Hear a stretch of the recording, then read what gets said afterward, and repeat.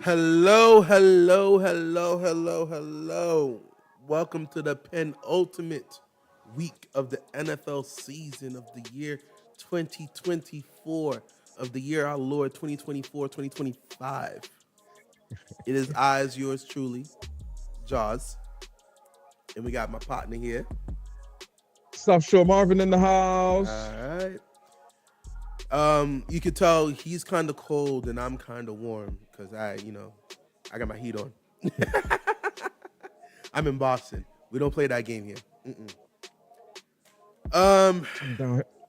So much to talk about, so much to go on. So just to give y'all a little piece of information, right now I'm watching live the Cowboys-Eagles game. How about you, SSM? I'm going back and forth between that and the Bills game. You really interested in the Bills-Jets game? Why? No, it's just on. I have it's on for me too. Jets-Eagles game streaming on the laptop. It's on for me too. I'm just not going to watch it. I don't see why I would need to.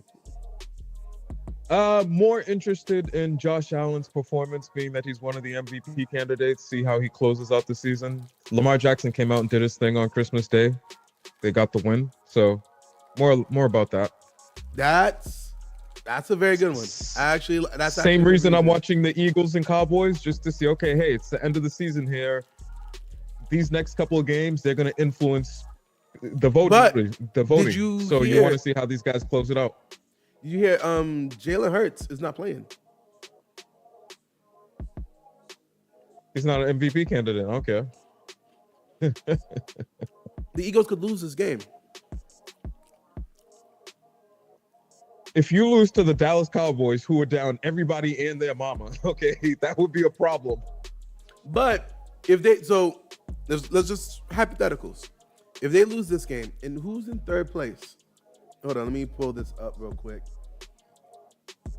NFL standings. In the NFC? In the NFC, yeah.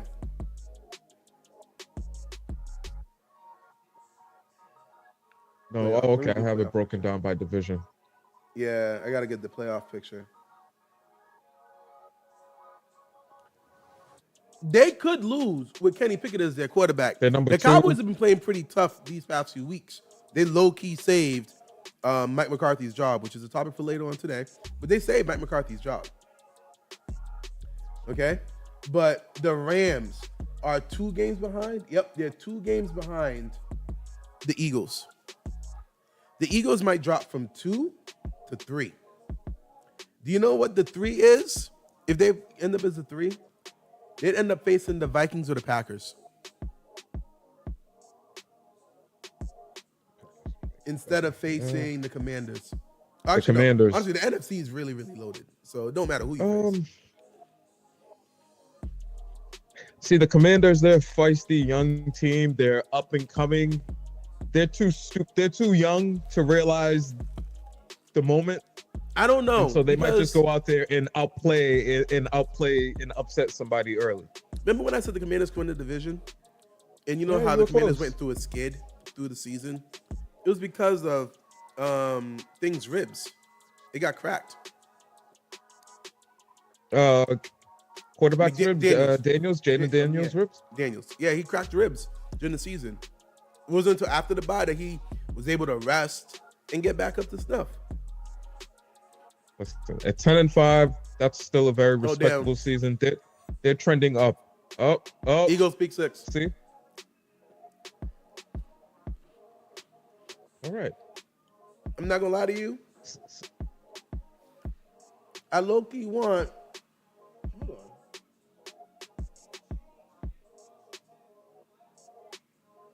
The Commanders could. If the Eagles lose this and the Commanders win 2 straight, would the Commanders get the tiebreaker?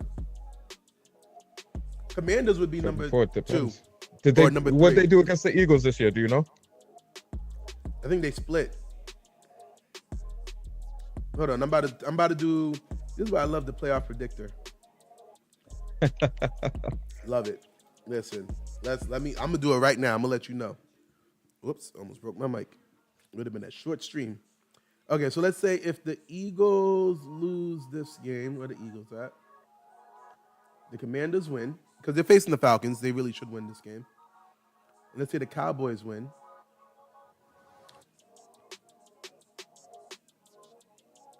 Okay. Oh. Okay. And then next week, if the Eagles, Giants win and the Commanders win against the Cowboys. Yep. The Commanders would now be, they have the tiebreaker with the same record. So they would slide into the number 2 seed. Yep. Or maybe number 3, depending on what the Rams do. They'd win the division. Let's go, Cowboys. Let's go. Listen, I need the Cowboys to win just for my take. Just for my take. The Cowboys are potentially going to finish under 500, and you mentioned Mike McCarthy's job being saved. So that's what the Dallas Cowboys are right now, a 500 team. So 500 saves you your job. My oven just beeped. Hold on 1 second. I'll be right back. These guys are out here trying to convince us that being a 500 coach is good enough to save your job, and I don't think that's good enough at all. Not somebody that comes with Mike McCarthy's tenure. I think it might be time for him to get a change of scenery. I've said it before, and I'm going to keep saying it. The Dallas Cowboys have the best marketing team in the world. To answer your question, here's the thing.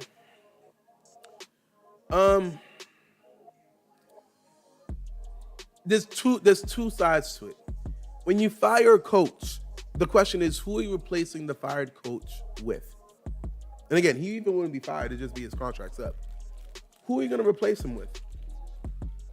What coach out there is available right now that is better than Mike McCarthy?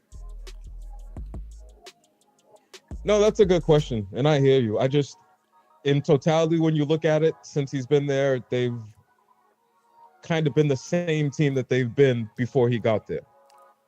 The only somewhat issue competitive, is, kind of borderline a playoff team. There should be more than a playoff team, but they're not. Now, is that a Mike McCarthy issue? Is it a roster construction issue? Because remember, my stance all this year was the Cowboys are worse roster-wise this year than they were last year. That's always been my stance. Yeah. No, you've nailed that on the head. You point to the fact that they lost more than they brought in. And any team that does that, you're setting yourself up for failure. Very much so. So that's why I'm not like so much on the whole he should lose his job. I'm like, you know who else I don't believe should get fired? He might get fired. Antonio Pierce. It's not his fault. He doesn't have a quarterback. It's like, what do you want him to do? What can I do? Like, literally, my question would be to the GM, like the GM and the owner. Yo, we had a really bad season. Y'all niggas didn't get me a quarterback. What y'all want me to do? Like, make it make sense. Yeah, that is a tough position. I think the players are willing to play for him. The players are willing to play for him, and that's what they're doing. But I will say this. They probably did plan on drafting a quarterback, and they did not expect the run of quarterbacks to happen like it did. I don't know. You remember during the draft, we were really surprised how many quarterbacks went so early. Yeah.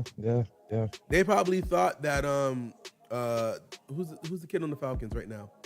Penix? They probably thought Penix would have Yeah, fell to him. Penix. No one had the Falcons drafting a quarterback. That's probably what really messed them And they all look up. like geniuses now for doing that, don't they? They look like geniuses getting the fall off listen. of Kirk Cousins. I am very surprised at how Kirk, I never liked Kirk Cousins, if I'm going to be completely honest with you. But I didn't think he was going to be this bad. I never thought he was this bad. I always said he's a mediocre, average quarterback. I want my quarterback to be better than Kirk Cousins. To me, he's between quarterback number 14, 15, the middle of the pack. I've always seen him in that way because forget the primetime record or whatnot. He's a tick above a game manager. He might make one or two plays in a game to help you win, but he won't be the reason you win the game. I'll accept it. So he's a less efficient Alex Smith. Okay, so pretty much you asked me, would I rather have Alex Smith or Kirk Cousins? I would take Alex Smith because he's not going to turn the ball over. He's going to take and dunk you to death. He may never take a shot downfield, but he's not going to be the reason you lose the game. Man, I think I'd rather have Kirk. I was on the Kirk Cousins bandwagon at the beginning of the season. I thought he was going to revive Drake London's young career, which to a certain degree early on he did, but then it just all went off the rails. Oh yeah, by the way, I do have to give some shout outs. Let me see, because in the fantasy league, we're having the championship right now. So I do need to give a shout out to the two people who made the finals. It wasn't me. I actually got 2 second-round picks. That's all that matters to me right now. See, look at you. Shout out to Kwashi and Mario. First year in the league, this man is in the championship. Yo, Mario has a different knack for fantasy football. Straight up. He's not that good. I ain't gonna go by that. He's not that good. Any league I've ever played in with Mario's been pretty competitive. No, he'll be competitive. He ain't that good. I ain't gonna give him that credit. All right, this is gonna get back to him. Timestamp this. Hey, the Atlanta Falcons, they're a potential playoff team despite right their now, woes if I'm this not season. mistaken, You know that, right? They're number one in their division, aren't they? No, the Buccaneers are still number one in the division. Okay. No, they're tied. They're tied, and it looks like based on Yahoo Sports, they are leading the division, so they probably. They have the division lead. Yeah. Isn't that nuts? I didn't see Penix play last week. You know, I should watch the Falcons game. When are they playing? Who are they I'm not playing? sure what time that game was on today. That's the Commanders. They're playing the Commanders today. I don't want them to win, but let me see who would it be? What time do they play? Hold on. The research team's diligently trying to pull up the information. Yeah, aka you and me. They play today there's Sunday Night Football. Wait, we still have a Monday night game? I didn't know we had Monday night this week. It feels like we got a lot of football over the past 7 days. Because they did Christmas. Oh, by the way, you brought this up last time. The whole Christmas game versus the NBA versus NFL. Did you see the numbers for the viewership? The NBA numbers were the highest since 2005 or something like that. They were really high. The average was 5.1 million per game. However, that, in my opinion, is to be expected because we have more avenues to consume basketball games and sports these days. In the past, you had to be at home in front of the TV. This year, both the NFL and NBA made it accessible through your phone, wherever you were going to be. So I would kind of expect both of them to have astronomical numbers. You made it more available. Did you not see the NFL numbers? No, I didn't. Because I figured 24 million. Jesus. Yeah, 4 times more. Listen, And mind you, at first I thought it was Twitter. Like, oh, it would probably be the Texans because of the Beyonce Bowl. That one had 24.5 million, and the Steelers had 24.1 million. A lot of people were saying it was kind of easy to go from one to the other with the Netflix because it was all on Netflix. Now you're talking about all the avenue, which is a conversation. A lot of people are complaining about all the avenues the NBA has. Wait, is today on TNT or is today on ESPN or do I need to watch it on NBA TV? Oh wait, is it on ABC today? Is it on? Hey, that's a little annoying. Watch games on Max. Yes, I watch games on Max. Max is TNT, fortunately. Okay, yeah, that's the only reason I appreciate and giggles, that. I watched the 2K cast where they were using Donald Duck and things of that nature. I heard that was bad. Funny for a little bit. I heard it was amusing for a little bit. Nah, because the NFL's been doing that with like The Simpsons and stuff like that. But people are like, nah, the NBA one was pretty bad. I did not hear good things about it. Yeah. So I mean, they're trying. Both of these industries, they're trying to grow their sport. They're trying to get in with what's in right now, and a lot of us want to stream for simplicity, so they're going down that avenue. But it's amazing that the NFL just came out and pretty much stole Christmas Day. Now, here's the thing, and this is one point. I don't remember, was it Pat McAfee show?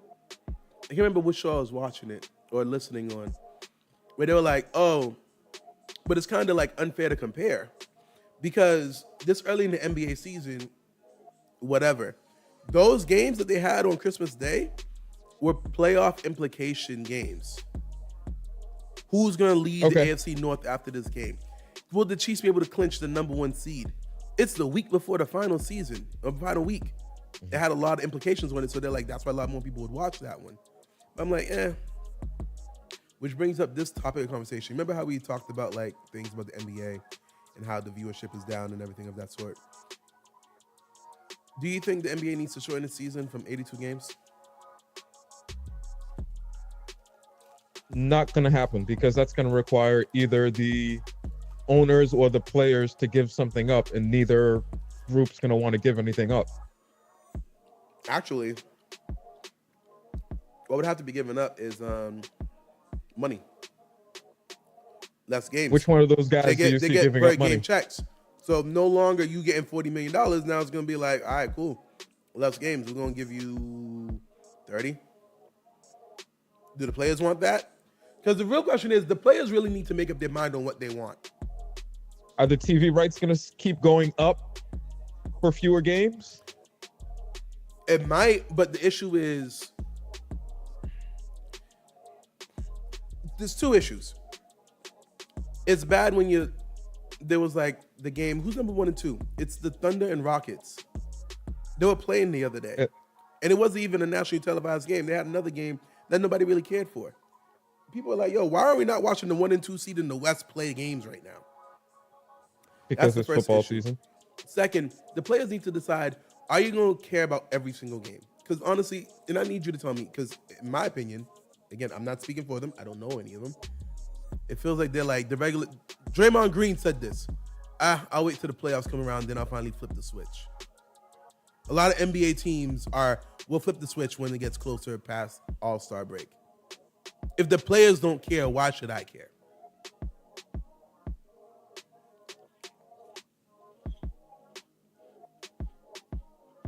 One way you could go about it is have fewer division or conference games, which would heighten the excitement around the team. So, for example, let's take the Celtics who play the Knicks 4 times.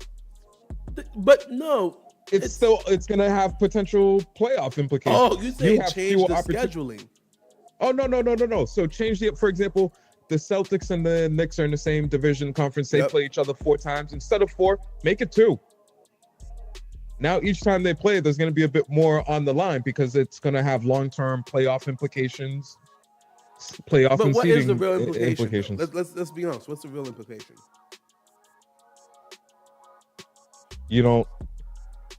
What happens if the Knicks beat the Celtics both of those games and at the end of the season they're tied, record-wise? Okay. Now the Knicks fall into the number 1 seed.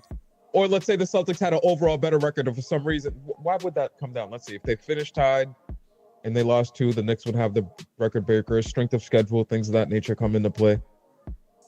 You're right. What does it impact? It just reduces the amount of times we see each other. Because you have 82 games to play, a lot of times it's hard for one game to matter.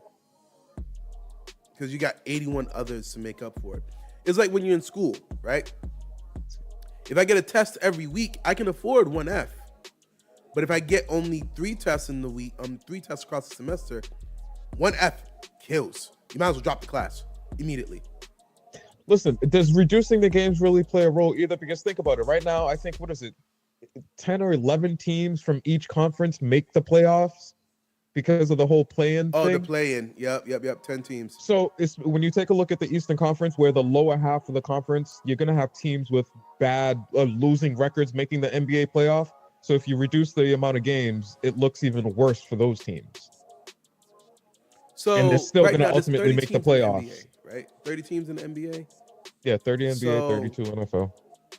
If there's 30 in the NBA, every team plays the other division twice. The East plays the West twice. So that's 30 games right there. So that leaves 52 that they play within their conference. Not division, their conference. Conference-wise, you play the teams in your division. You play each one 4 times, 2 at home, 2 away. You play the other teams, I think, twice. Is that how it works? What you just said there, yeah. Usually you play the Western Conference teams twice, 1 home, 1 away. And then within your division, like the Celtics, Knicks, the Nets, Pacers, I think they all play each other 4 times. So 2 at home, 2 away each. And then you play the rest of the division about match twice. Up the rest of the conference twice. Because then if that's the case, how many times do you play divisions opponents in the NBA? You have 4 in division. So if you have, it's 4 teams per division. So that's 12 games right there, right? 3 times 4 makes 12. So out of the 52, take out 12, makes 40. And then you just play the other 14 teams. Okay, so 16 games. Okay, so here's how it goes. 4 games against each of its 4 in-division opponents. That's 16 games. 4 games against 6 out-of-division opponents. 24 games. 3 games against each of the remaining out-of-division opponents. So some divisions you face them 4 times. And then the other divisions in the West you face them 3 times. Honestly, I don't like the idea of shortening the season because I don't know. Again, shortening the season to me is not the answer. You know, if that makes sense. The answer is, I hate to say this because I'm going to sound like a coon and like I'm all for corporate America. But it's the players.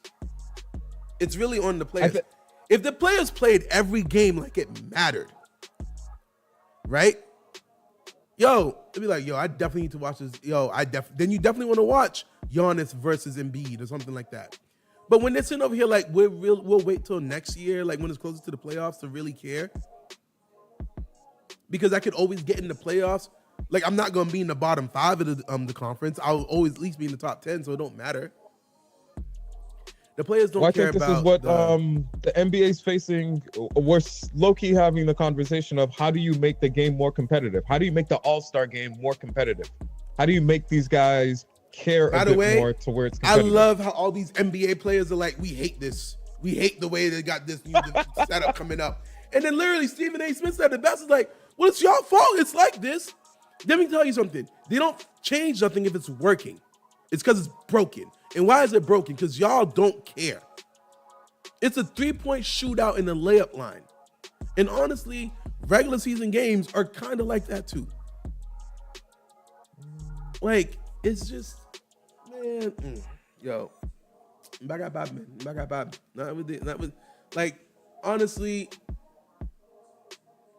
but the players are like, well, if you want us to care, give us more money.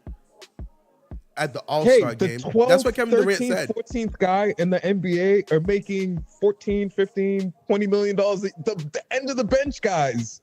Listen, and that's the I'm like, and that's where they seem a little greedy. You know what I mean? Like, okay, a lot of times people will be like, "Oh, you're holding out. You're greedy." But it's one thing for you to be like, "Oh, I don't really care unless you pay me more." That seems a little more, especially after. And I feel like this is gonna sound bad again. I feel like I'm gonna sound like I'm all for corporate America. The players, I feel like they got to do a lot of image repair, especially after Ben Simmons, after James Harden, after all of that. KD signing a brand new contract just to say I want to get traded. The owners did business with you in good faith, and you guys are really like abusing it. It looks like, just from the outside looking in. Okay, from a fan's perspective, like, yo, I'll be so pissed off. Like, a sign and trade usually happens because the player is okay with it. You literally signed, like, we think we got you for the whole rest of the season and for 4 years. 2 months later, yeah, I want out. Why do you want out? This is not working out. Bro, you brought these people here with you, and now you want to leave? Well, don't get me wrong. Some of them left before you and all that stuff. But I'm like, yeah, a lot of the players just seem like they look, when Durant, because that's what Durant said. He's like, honestly, man, this is just like, what, $1 million, whatever, for the game. I don't really, if we'll try harder if there's more money. I'm like, really? For him, it's not a lot, but take some guys who are on two-way contracts, who are up between the two leagues, who aren't solidified yet. With the 100,000 that they get, or whatever it is that they get, it's still a lot of money for some of these guys. It's not all of the bench guys that are making millions. Like, and then on top of it, like, okay, and then some people are talking about, well, NFL players don't care about that one. Like, NFL players have legitimate fear for torn ACLs. Like, I understand why they don't try so hard, and I really believe the NFL should bring back, which they started, just keep it to skills competition. Don't have a Pro Bowl game. Don't have a Pro Bowl game. Because the players don't want to tackle each other. They don't want to blow out the ACL. Like, it's a very physical sport where any down can be your last. Every tackle is a risk. Playing defense in the NBA is not the same risk as in playing defense in the NFL. You know what I mean? The NFL, you're right. I get. When I was younger, it used to be amazing watching the Pro Bowl game because these guys, to a certain degree, they played a bit more competitively. Now, because it's handled so much from the business perspective, no, these players don't want to go out there and try to run and tackle and whatnot. We're going to just jog 50% speed, if not lower. Hey, get your pass off, buddy. So I get it. No. The physicality of the NFL, it's not, the Pro Bowl is not worth it. You're right. Just do the skills competition. Let people get out there somewhere warm, see some of their favorite players running around. I do like that the skill competition they've been having where the quarterbacks have, like, hit the bullseye. And you know what they really should do? They should add this as well. A 40-yard sprint race. Like, I don't understand why that's not one of the options. There's an obstacle course. I'm like, no, I want to see Tyreek versus DK Metcalf versus Lamar Jackson in a dead sprint. Who is the fastest? Hey, did you see Lamar's touchdown against you? No. Listen, and he didn't look like he was really running. Yo, did you see the one against the Texans? He hit 23 miles per hour or something. It was against the Texans. And mind you, he was like, that was the fastest I ever ran. And he was like, yeah. He was like, I felt like I was jogging. Mm-hmm. He's like, in my entire career, that's the fastest I ever ran. Yep, that's the fastest I ever ran. That's insulting. But like, just like, you know what I mean? Like, I don't know why that's not one. That definitely should be one. They should be one with pads on and pads off. Yeah. Okay. That'd be kind of fire.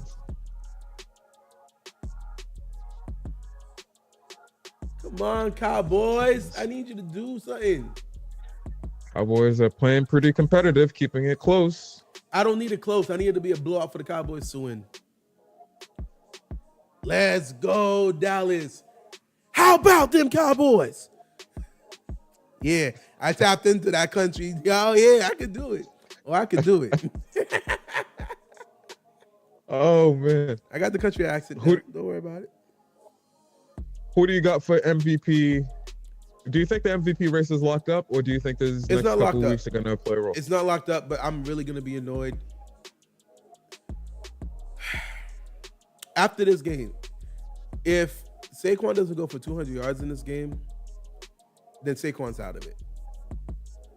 Because honestly, Saquon breaks the record, he really should be the MVP. I'm tired. Again, I'm to the point where, like, then just stop calling the MVP at any position award. Give it to the quarterbacks.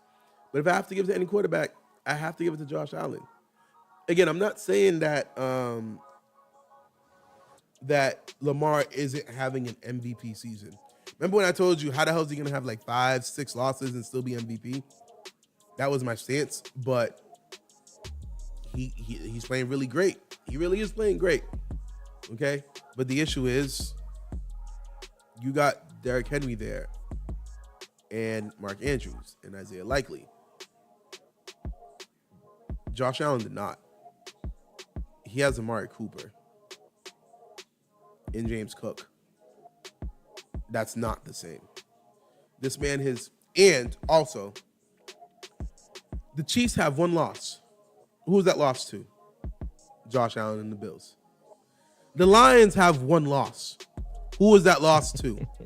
Josh Allen and the Bills. Come on. Yeah, I agree with you. I wholeheartedly listen. All year long, we were looking at the numbers he was putting up, and they were great numbers. They were great numbers by his standards. They were great numbers even based on the existing quarterbacks in the league standards. However, when you look at the fact that you're absolutely correct, Josh Allen has essentially done more with less than what Lamar Jackson has done with the Baltimore Ravens. Honestly, I personally expected more from the Ravens. Now, they're having a great season. They're on their way to the playoffs. Yes, but you expected more. Honestly, yes, they won the division, but 5 losses, underachieved. Let's just be honest. They underachieved. They should not be 10-5. At the end of the day, they're going to win their division. They're going to make it into the playoffs. Hey, that's what ultimately it's about. It's not clinched if they're going to win the division. They can lose next week to the Browns. Okay? Somebody needs to get fired if they lose to the Browns, okay? If they lose to the Browns and we win the division, okay? It's not over yet. It's not over yet. Calmate. So, yeah, okay. If Barkley hits the 2,000 yards mark, no questions asked, he should be given the MVP. Even then, it'd be tough not to look at what Josh Allen is doing to not give it to him. But if he does that, that's something that you don't see every day. He would have to get it. But and again, other than that, Josh Allen should win it. Does Lamar deserve some votes? Yes. So I'm not saying it should be a unanimous. No one this year should be, or last year should have been a unanimous MVP. You know what I mean? It should be a fairly close vote, but Josh Allen should win it. I think they have it right between Allen, Jackson, and Barkley. I don't think anybody else has stood out all year long as doing anything amazing. Jared Goff is apparently going to get some votes. Okay. All right. I mean, hey, he's part of the resurgence of Detroit, so I could see that. For somebody who I don't think any of us had Jared Goff having this productive of an NFL career at some point. A career? No. Based on how he started. This season, I definitely, for the past 2 seasons, I love Ben Johnson. Oh, so speaking of Ben Johnson, good segue. Did you see that play last week against the Bears where it was the fake fumble touchdown pass? No, I didn't. Oh. Ooh, Malik Neighbors going to the house. Look at that. So Jared Goff did a fake fumble and then threw a touchdown pass or whatnot. Like, they faked the fumble so much, even the referee almost threw the beanbag saying fumble and fumble. Hold on, the Bears did it or the Lions? Lions did it to the Bears.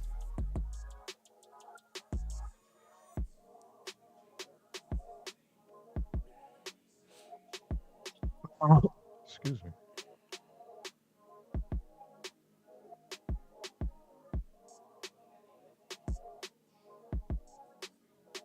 see it? You watching it? Yeah, it's coming up.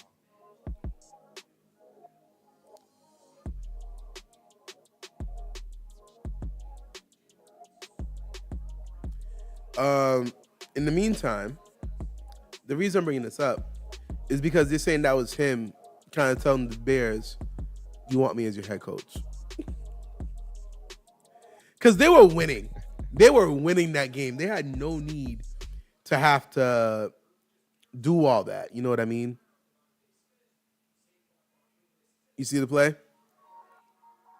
Yeah.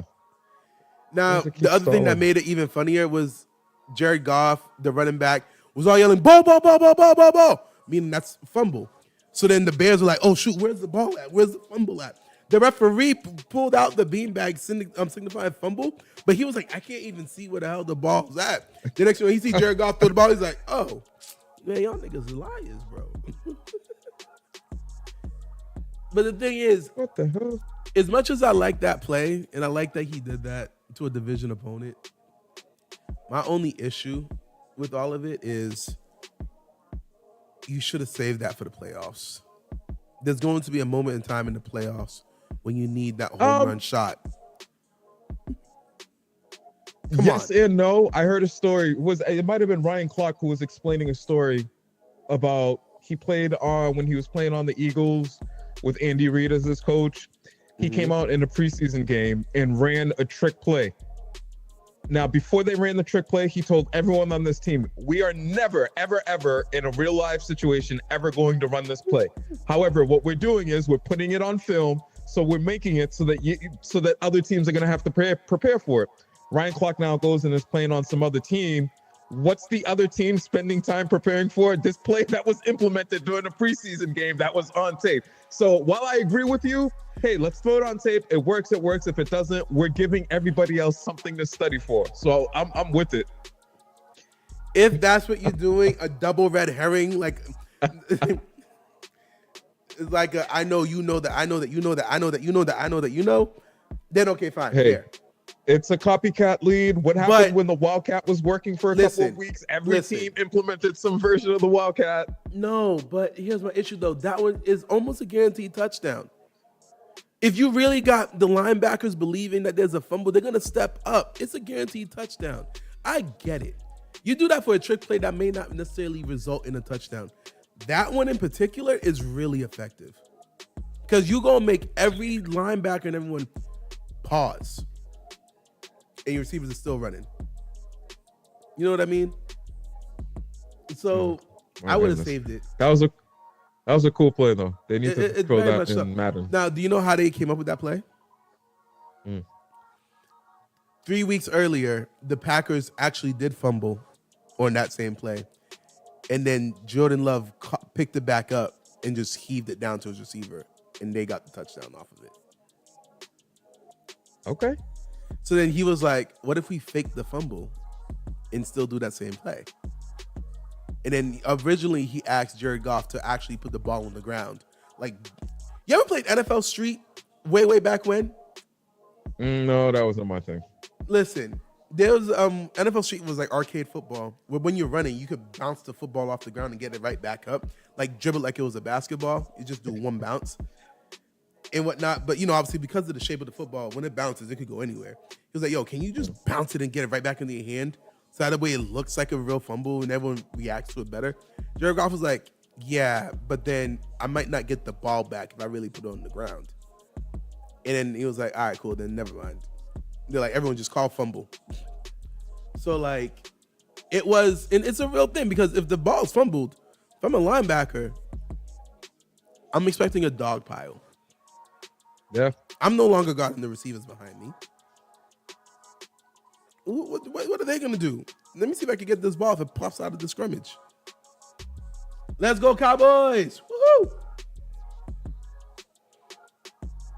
How's Josh Allen looking over there? 6 for 9 for 69 yards. I'll be honest with you. He should 100% be in the MVP conversation. I question whether the Bills play down to their opponents sometimes. They only got like 3 losses, like right? the way that he looked against the Patriots, and so far early on against the Jets, I don't like the way that he really looks. You said like 6 for 9 for 69 yards, right? Yeah, and you know what's ruined me? You saw the Chiefs play on Thanksgiving Day. They looked good. They looked like the machine. They looked like they were moving like a fine-tuned machine when they needed to be. Some of these teams, when you watch them play, it doesn't look as smooth and as crisp as it needs to be. Yes, but I guess that's also part of the aspect of Josh Allen doesn't have that much around him. It's really him.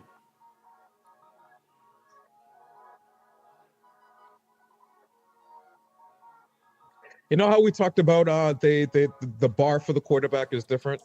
I think he is the modern day version of what the ideal owner would, the type of quarterback the ideal owner would want. Somebody who can make every throw. He's big, he's strong, he can run. He's not necessarily a runner, a run first type of guy. Yep. He is he is today's NFL's ideal quarterback. Because really what you got with him is Pat Mahomes and Lamar Jackson put in one. Yeah. I think whereas Lamar Jackson has had to learn how to play from the pocket a bit more, having probably relied on his athleticism the majority of his career, he's different. He's probably played more in the pocket and he's then allowed his athleticism to play a role when need be. So, as we're talking about quarterbacks, let's talk about how the Raiders fumbled Shedeur Sanders. We didn't stream last week, so we didn't get a chance to talk about this. Maybe that's not who they want. Well, let me tell you something right now. There's only 2 quarterbacks worth drafting. Cam Ward and Shedeur, and you're not 1 or 2 anymore. You were number 1. You had a stranglehold on number 1. Do you think the Giants would draft Ward?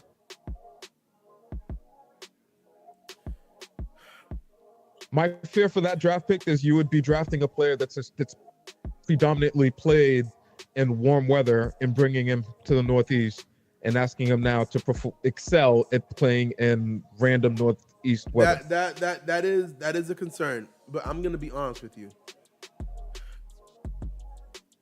I think the Giants would draft Cam Ward because they probably don't want to have to deal with the I don't want to say drama, the show that is the Sanders family. You're saying they're not ready for prime time? Yo, listen, I don't know if you remember, John Mara was the one who did not like celebrations for things. He was always one of the proponents against celebration of touchdowns. Okay? He's like, it's not professional or whatever. He wants the NFL to be a very button-up league and whatnot. Bringing a quarterback who Shedeur is an outspoken person, I have no problem with it. I love it. Yo, listen, okay, so we got a comment.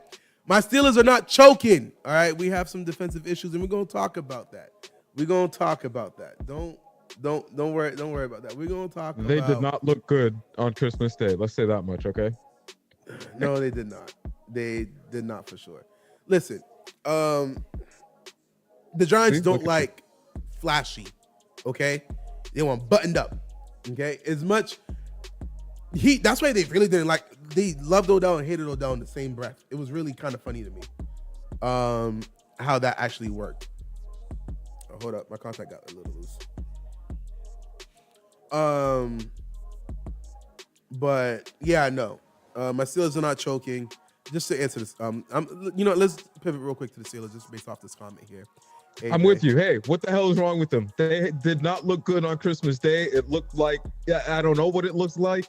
Russell Wilson, who all year long I kept saying played himself into the bag. He looked off.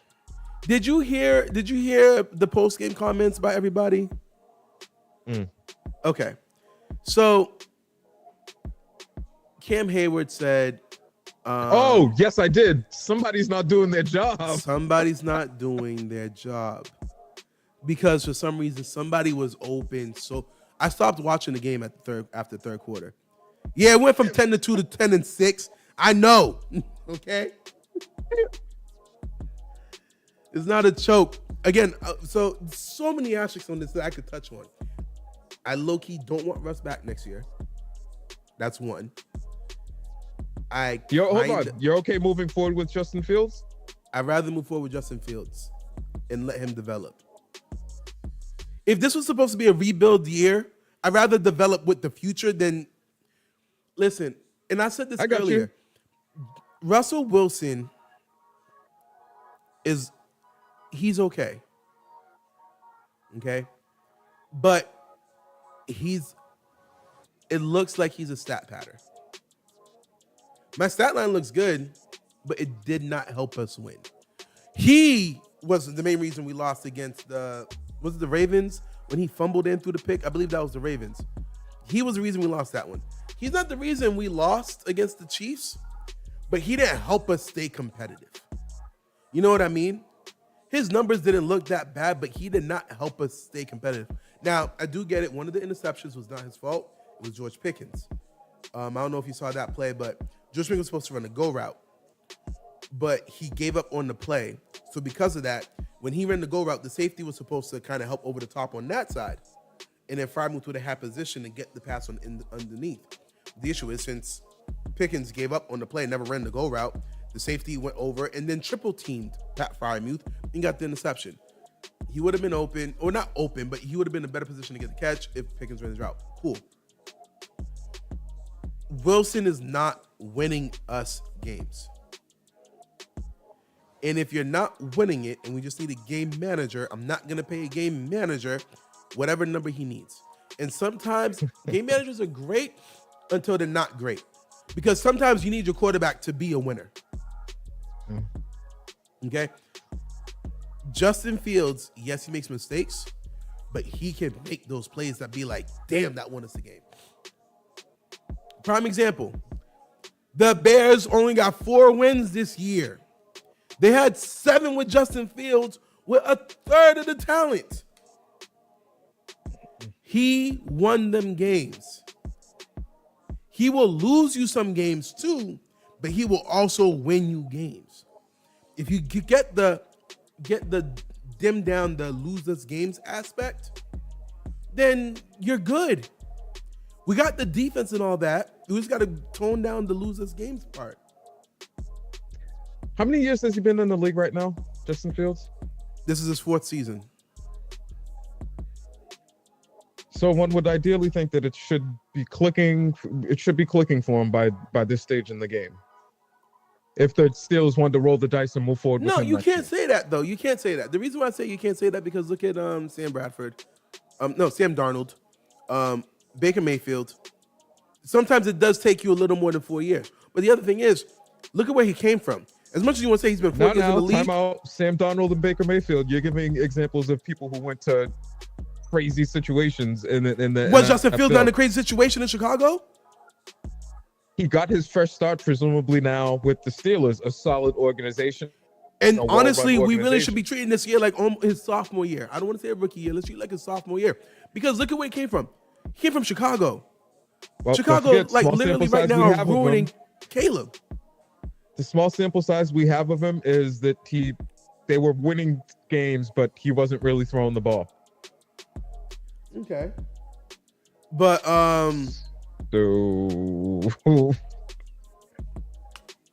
that's why I liked Russell Wilson to the Steelers, because I figured, hey, that would give Justin Fields someone to learn the professional aspect and learn the position a bit from. Yes, he has a tutor now. He is in a stable organization. He has 1 year under Russ. Thank you, Russ, for your services. Justin Fields, we got to go. Okay. I would give Justin Fields a 3-year, $100 million. What, you want to give him 3 years, 120? So you're going to put him at Well, listen, the market is the market when it comes to these quarterbacks. Yeah, but he's not going to be a 60. He doesn't have anything to say that he deserves to be the highest paid quarterback. He's not going to be a 60, but you've got him right now in the 30s. So you don't think that he 40. Should at least be in the 45s, closer to? I can't give you 45. You didn't play the whole season. You couldn't beat out Russ. That wasn't my call. That was your call. You could not beat out Russ. That was not our call. You could not beat out Russ. So also, you're saying whether or not he's able to beat him out next year, just, hey, we're rolling with you. We got to start somewhere. Like, yo, listen, Russell Wilson will not be getting better as next year and the year after that and the year after that. Yeah.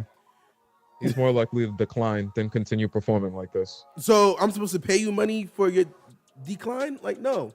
Now, actually, AJ brings up a good point in the chat that I really do want to add to our conversation. Let me pull it up first. Let me see here.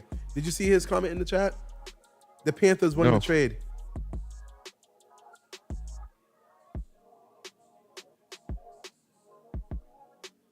So the Panthers won what trade? The trade for Caleb Williams.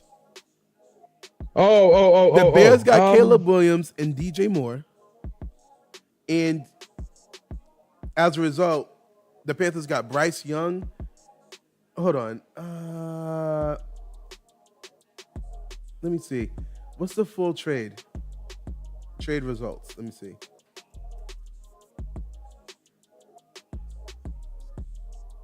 There was somewhere there. I can't see it. It was a meme on Twitter.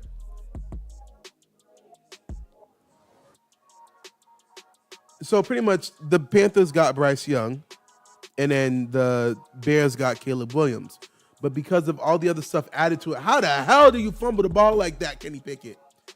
But because of it showed what everyone was, the Panthers won. I'm not going to say Caleb Williams is washed and a bum and a bust, okay? Again, I was always a Jaden Daniels. That's really... How the hell you do that, Kenny Pickett? You got sick of your glove or something? Like, what was that? It looked like he had stick him on his glove and the ball wouldn't come out. Like, if I'm a ref right now, I'm like, yo, I need to see your glove because why did the ball not come out? Anyway, I'm not saying Caleb Williams is a bust. Okay, I'm not saying that at all. He's saying pretty much that how Bryce Young and Caleb Williams got the same record overall this year. But again, Caleb Williams is not a bust. The organization did mess up, but I don't know if Caleb Williams could play in a system, could play on time. What? Buffalo Bills a lineman got an interception. Oh, okay. I was like, wait, did Kenny Pickett do another fumble or something like that again? Oh, lineman's getting an interception is always hilarious. But you don't think that he's a system quarterback, huh? No, I don't think he's a system. He's not a system quarterback, but hold on a second. You have to design the plays to make these make these guys successful. He's like when the play breaks down, he does really good things. That won't work in the NFL. That you can get away from, maybe your first season you can get away doing that. And then the NFL is going to figure out how to at least make it look like the play is breaking down so that you can lean into your tendencies and then they can shut you down. Which is kind of what's happening right now.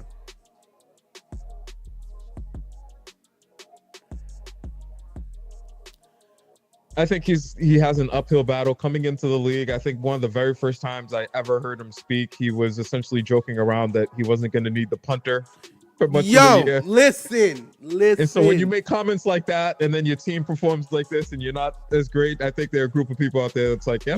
Actually, you want to know something? Remember how I was like, let's pump the brakes? Remember when he won the 3-game streak? And I was like, he beat who he's supposed to beat? Do you know that Russell Wilson's wins are against those same teams?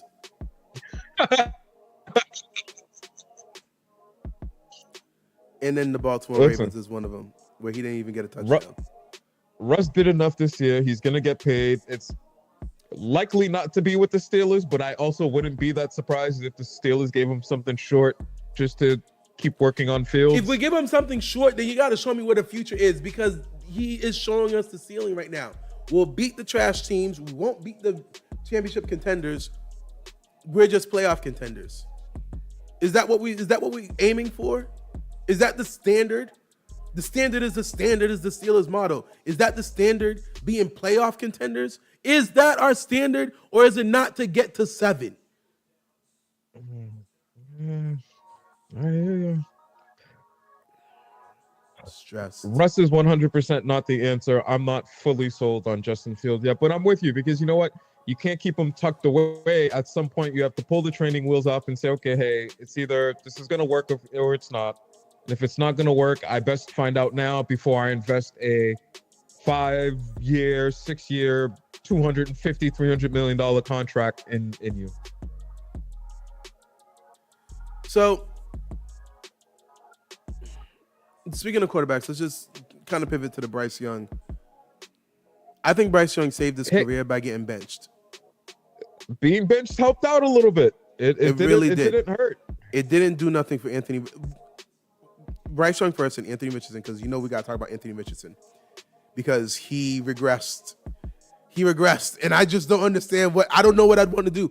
The Colts are really in that situation like, dog, do we really give this man a 5th-year option, or do we just start over? I don't know.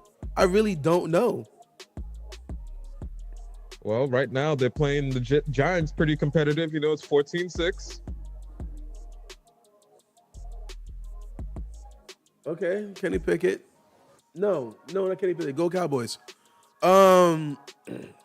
So Bryce Young, you're willing to build around him? They're a really young offensive team right now.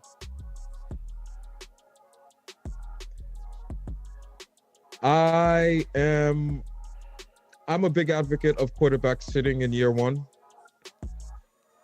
Sitting at least at a minimum 1 year, and depending on who you are, maybe longer than that.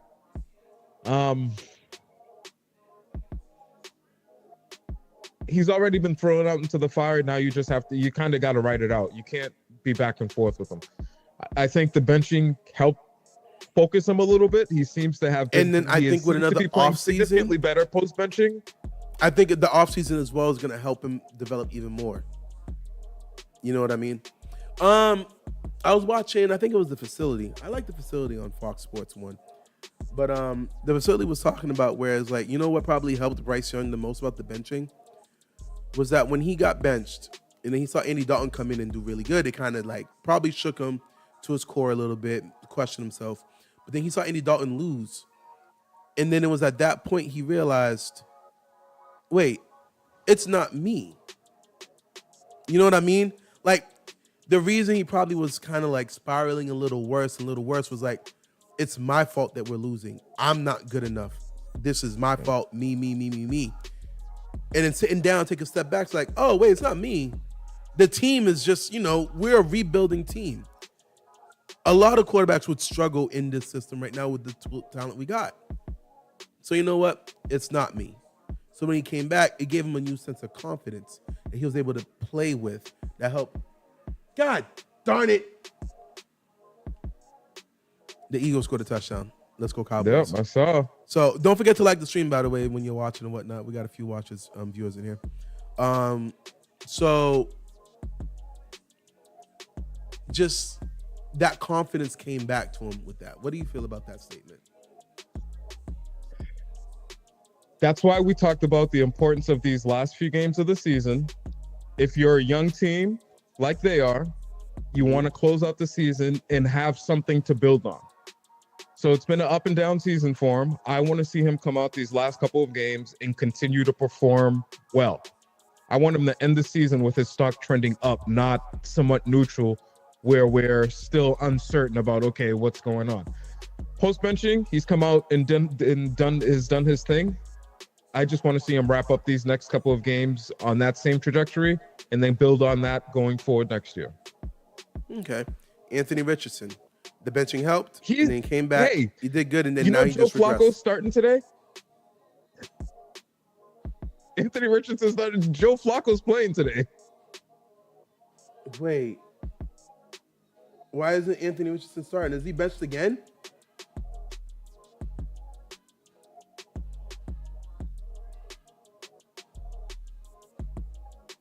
Hold on. I didn't hear anything he about got back him and being foot injured. Injuries. Yeah. But it seems like it's not enough to keep him out. Oh, Flacco's in there. Flacco's 8 for 16 on the day. 8 for 15. Yo, listen. That's crazy. This is just a whole crazy scenario. Anthony Richardson, he can't throw the ball. I would sadly move away from him. Oh, now you're saying he can't throw the ball. That wasn't your stance earlier. On Anthony Richardson? Yeah. You're like, yo, there's some place he's hitting them and the people are dropping it. That's what you kept saying. Yes, that was the particular game against the Patriots that we were watching.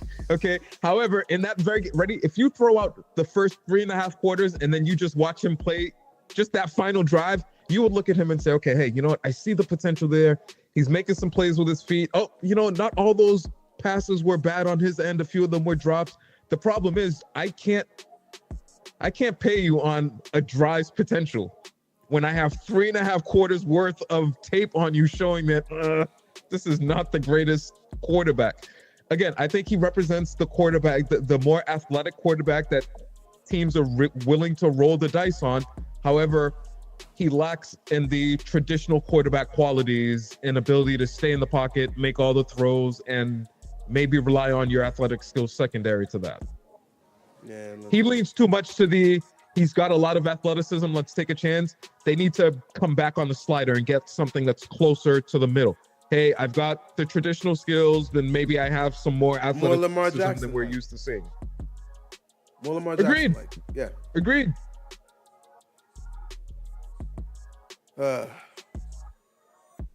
Lamar Jackson's thing is, as much as he's trying to stay in the pocket and throw, I don't think he's ever going to attract or really help develop a number one wide receiver.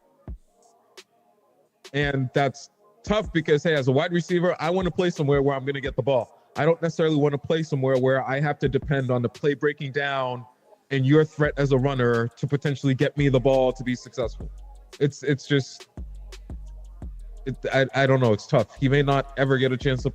I don't want to say never get a chance because they could always just make a trade and land on more weapons. The Colts got weapons. The Colts are a team that's a quarterback away from serious contention. The Colts 2-3 years ago were the up and coming team with Jonathan Taylor there running over everyone, and then it just seems to have all. Well, I can't say it's all falling apart because they're just about 500. They're 7-8, but it's not looking good. It's not trending in the same direction that we thought it was going to be. Yo, I gotta go turn off my AC. I turned my AC on, and I'm a little chilly. I low-key want to grab that hoodie from you real quick. He turned the AC on. It is a nice day outside today. Yesterday was really nice. Was it not? Shocking. I wanted to take the motorcycle out, but I was a little bitch. Didn't want to. Was out running around. By the time I got home, it was a little late. It gets cooler around the time that I got home, so I completely bypassed.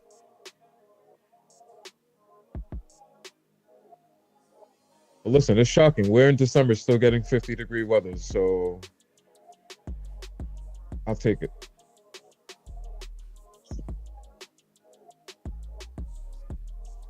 What is going on?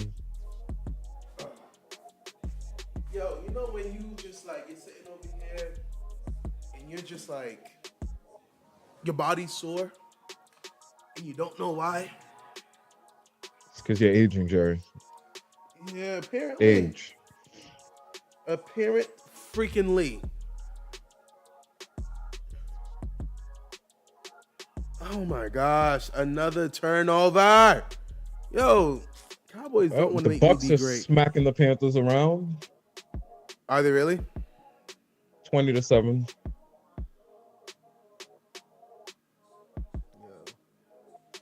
All right, so let's go back to the draft talk real quick.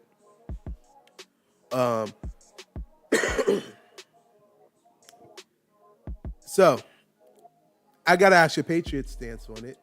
Your Patriots right now, if the draft started today, if the season ended today, would have the number 2 pick. I was telling we're you going to trade down. We have a quarterback. We're set on the quarterback. So, hold on. Actually, before we go over, are you really?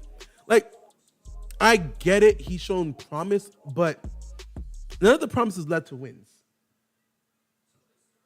He has significantly worse team around him than what Mac Jones had when Mac Jones was playing at his height during his first year, and he has performed better than Mac Jones did. He's not making the same mistakes that Mac Jones did. He's not coming down and throwing the same interceptions over and over again. Okay. He is trending upward. If you're the Patriots, this is the most important offseason that you could possibly have as a New England Patriot. So let me ask you this. Why aren't y'all winning? Because the rest of the team around him is below average. The rest of the team around him is below average. Yes. So it's not now, quarterback. Okay, I'll tell you that I was shocked at the performance of the defense, but you can somewhat credit that to injuries. Juwan Bentley was out with injuries. Barmore was out for a bit with injuries there. Christian Gonzalez, as great as a corner as you can be, you can only shut down a player. You know, if the rest of the team's not doing what they need to, it doesn't matter what you're doing as a shutdown corner. I expect the defense to perform better next year and them to start loading up on the offensive side. So we got a question in the chat here. Don't forget to like the video. The person asked, if the Chargers avoid Kansas City, how far will they go? So right now, the Chargers are, let me pull this up. The Chargers right now are locked in the playoffs, so they definitely clinched the playoff spot. They're the 6th seed. So right now, if they were to play, they'll be facing the Ravens. They'll face the Ravens, right? Who would be 7? The Broncos? Oh, the Bengals might take the spot. So Bengals might face Bills. All right, so the question is, could the Chargers beat the Ravens? Another Harbaugh Bowl. No, they're in what, 6 now? The Chargers? Chargers are 6, yeah. They would face the Ravens, who are number 3. So no, 5 and 6. No. It'd be the Steelers versus the Chargers. No. 2 versus 7, 3 versus 6, 4 versus 5. Oh, this one has it different. This one has 2, 7, 5, 6, 4, 3. Yeah, no, that's not how the playoffs work for them in that sense. So earlier this year, the Ravens played the Chargers. I'm trying to find that game. I'm pretty sure they played because it was a Harbaugh Bowl earlier. Did they not play the Chargers? Yeah. So the Ravens beat the Chargers 30-23. It was after they played them right after the Steelers. Can the Chargers beat the Ravens? Who did I just watch them play? They just the Chargers played with them the past couple of days. Played the Patriots yesterday. Oh, that's who they played. They looked good against the Patriots, and who hasn't looked good against the Patriots? But they're another one of those teams that when you're watching them, it didn't look as crisp as I think that it needed to look. When you will look at Justin Herbert play, he makes some throws. It's like, oh, wow, I can see why they want it. It just didn't look crisp and like a fine-tuned oiled machine.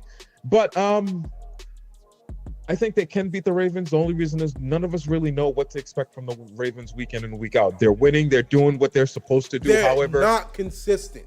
So, yes. If I told you they lost, you wouldn't be shocked. You'd be like, well, the Chargers are competitive. Maybe the Ravens had an off game or something along. You wouldn't be shocked. Okay. So now let's take that. Let's take that and keep going with it. So if they beat the Ravens, just by hypotheticals, and I'm also just for hypothetical case, I'm going to say the Broncos are the 7th seed. Okay. So let's say they beat the Ravens, then Broncos versus Bills. We're giving it to the Bills, right? Yep. Okay. Texans, Steelers. We're gonna give it to the Steelers. Let's just give it to the Steelers, just to make me happy. Let's give it to the Steelers. All right. So then we got 1, 2, 5, 6. So then Steelers versus Bills. There's no way for the Chargers to avoid the Chiefs. Because with them being the 6th, the only way for them to avoid the Chiefs, they would need the Broncos to beat the Bills. That would be the only way for the Chargers. So honestly, Pat Ponce Jr., I don't think the Chargers can avoid the Chiefs. If they avoid the Chiefs, you need the Broncos to beat the Bills first round. Oh. And that would be the greatest upset. Hey, honestly, one of the greatest upset in the NFL. Huh? The NFL doesn't do reseeding. No, they don't. You would need the Broncos to beat the Bills in order for you to avoid them. Let's just say if by some miracle that happened, then okay, let's go with the Broncos beat the Bills, which we don't really believe can happen. Can the Chargers beat the Ravens? Yeah, because again, the Ravens are not that consistent. And then at that case, they would be facing. It'll be 1, 5, 6, 7. So the Chargers would be facing the Steelers. Honestly, there's no way for the Chargers not to see the Chiefs. But we do say that you have a chance of beating the Ravens. The reason I believe you have a chance to beat the Ravens, the Chargers are honestly low key. Ravens West. Run game, hit you with some passes. Quentin Johnston, y'all need to get away from Quentin Johnston. That man can't catch a cold if he walked outside with no jacket on in the middle of winter. Okay? But the defense in the Chargers is respectable enough. And Derwin James could definitely lock down Mark Andrews. I like your cornerbacks, the defensive pressure. The defense can stop the run. Listen, I like what Harbaugh is doing. I think Harbaugh is really changed for Justin Herbert. Yo, he has changed the Chargers around. He really has. He's done great for the Chargers. They're wasn't fully sure what to expect that they would have lost last year under Brandon Staley. Okay. They're winning games that they normally would lose. I wasn't quite sure what to expect with Harbaugh just coming in fresh from college, but he's building a pretty decent program over there. And truth be told, it's one of those legacy names, the Harbaugh family. If they're involved in the organization, you should expect exactly what you said there: run-heavy team and solid defense, and we're gonna sprinkle in some passes from time to time. All right, Pat, there's your answer. You can't avoid the Chiefs. I just put it in the chat in case you can't listen. You can't avoid the Chiefs, but you could make the second round. I'd bet the spread on you, because I'm pretty sure Vegas might give the spread to be crazy, like a 7.5 point spread. But I'd give you guys the spread. I wouldn't do a money line. It's somewhat nuts that that it comes across as if we're disrespecting one of the MVP candidates, but that's why there's so many questions around Lamar Jackson and his MVP-ness. Is if we have to sit here and say, well, we wouldn't be shocked if the Chargers beat you in the first round. I mean, yo, listen, I like Lamar. Okay? I don't like the Ravens. I like Lamar. I like what he represents. I like how he's not let the NFL put him in a box and how he's come out to be the quarterback that he's very capable of being. But honestly, in my opinion, this season, even though I made 1 or 2 bets with the Steelers winning the division, most of my bets were the Ravens were going to win the division. You have Derrick Henry. There's no reason you guys should be 11-5. No reason you guys should be 11-5. Listen, even if the Bills were 11-5, it'd be like Josh Allen overachieved with that team. You guys really should have a 1 or 2 loss season. And it's what makes it kind of more harder for me to fathom him being 11-5. And again, it's not no disrespect to Lamar or the Ravens, because again, the NFL is any given Sunday.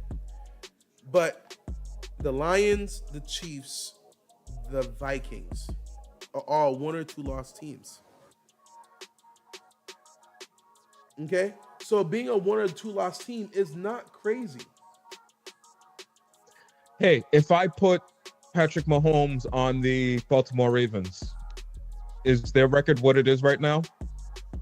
Versus if I took Lamar Jackson and put him on the Kansas City Chiefs, would they be 15-1? If you put Lamar on that's a really good question. Holy crap. You put Lamar, because the reality is there's not much going on in Kansas City. Great, you've got old, reliable, and Kelsey, but over the past few years, the wide receiver staff hasn't been as consistent as we would like it. It's not like they have a dominating run game in Kansas City. They just are out there finding ways to win games. Travis Kelce, actually, the past few weeks, he's come alive. I think Pat Mahomes on the Ravens would have a better record. And I think the record on the Chiefs would not be as high with Lamar. But again, that's not fair because everyone knows the best quarterback in the league right now is Pat Mahomes. Okay? He is the best quarterback in the NFL.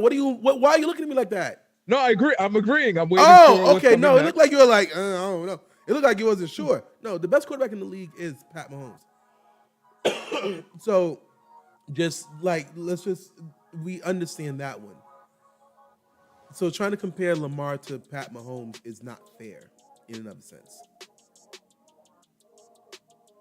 I think the better comparison in this case would be if you put Lamar on the Bills and Josh Allen on the Ravens, whose record would be better? And I think that Josh Allen on the Ravens might be a little bit better than Lamar on the Bills. Okay. Another quarterback with that as well. Joe Burrow. Listen, you can't compare who to Joe Burrow? Lamar? Because Joe Burrow wants to throw the ball. If Lamar was on the Bengals, would they have a better record? No, I don't. No, because listen, the Bengals are losing. Don't forget to like the video. The Bengals are losing games this year. It's not because of Joe Burrow. It's because they don't have a defense. So if you put Lamar in that situation, I think their record is worse than 500. Honestly, the Bengals issue is, I'll tell you right now, the Bengals issue is their defense, but I don't think the offense would be as actually, no. Lamar with Jamar Chase and T. Higgins. That's where we definitely see how much he could throw the ball. That wouldn't be fair. That really would not be fair. Put Lamar with Jamar Chase and T. Higgins on the outside? Yo, listen, you can't stack the box. You can't really have a spy.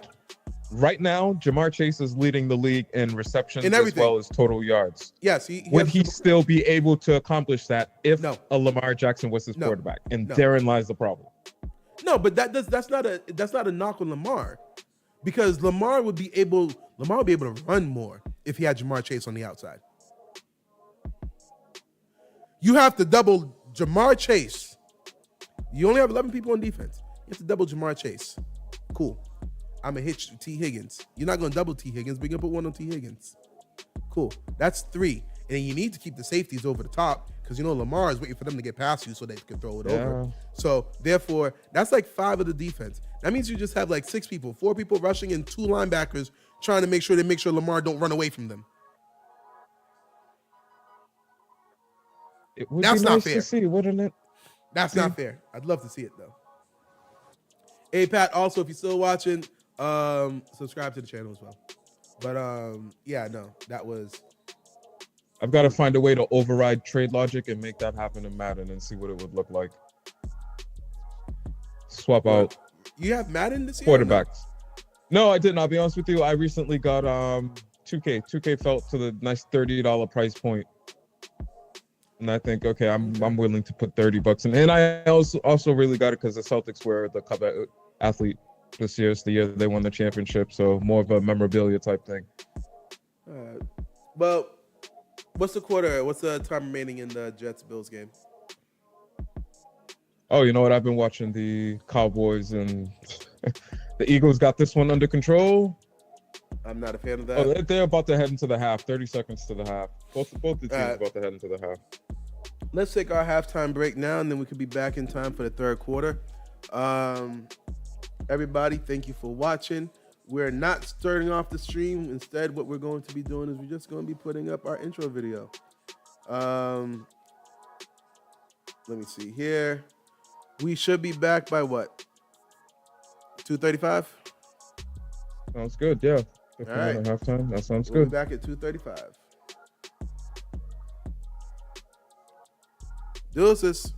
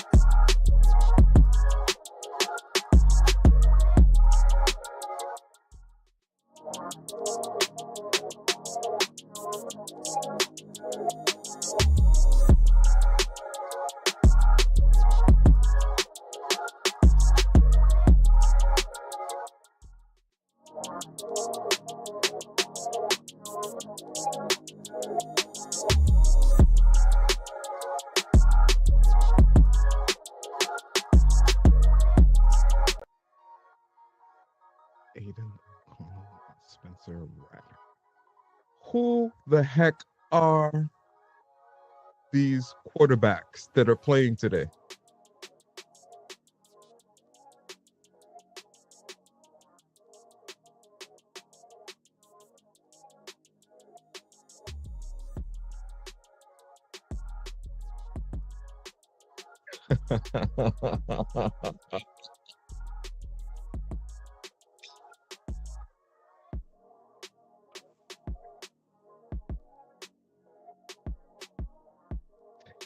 No, he's doing it because if he has any future aspirations of coaching in the NFL, he can always point to, hey, even when the season was lost, I was able to get the team to come out week in and week out and be competitive.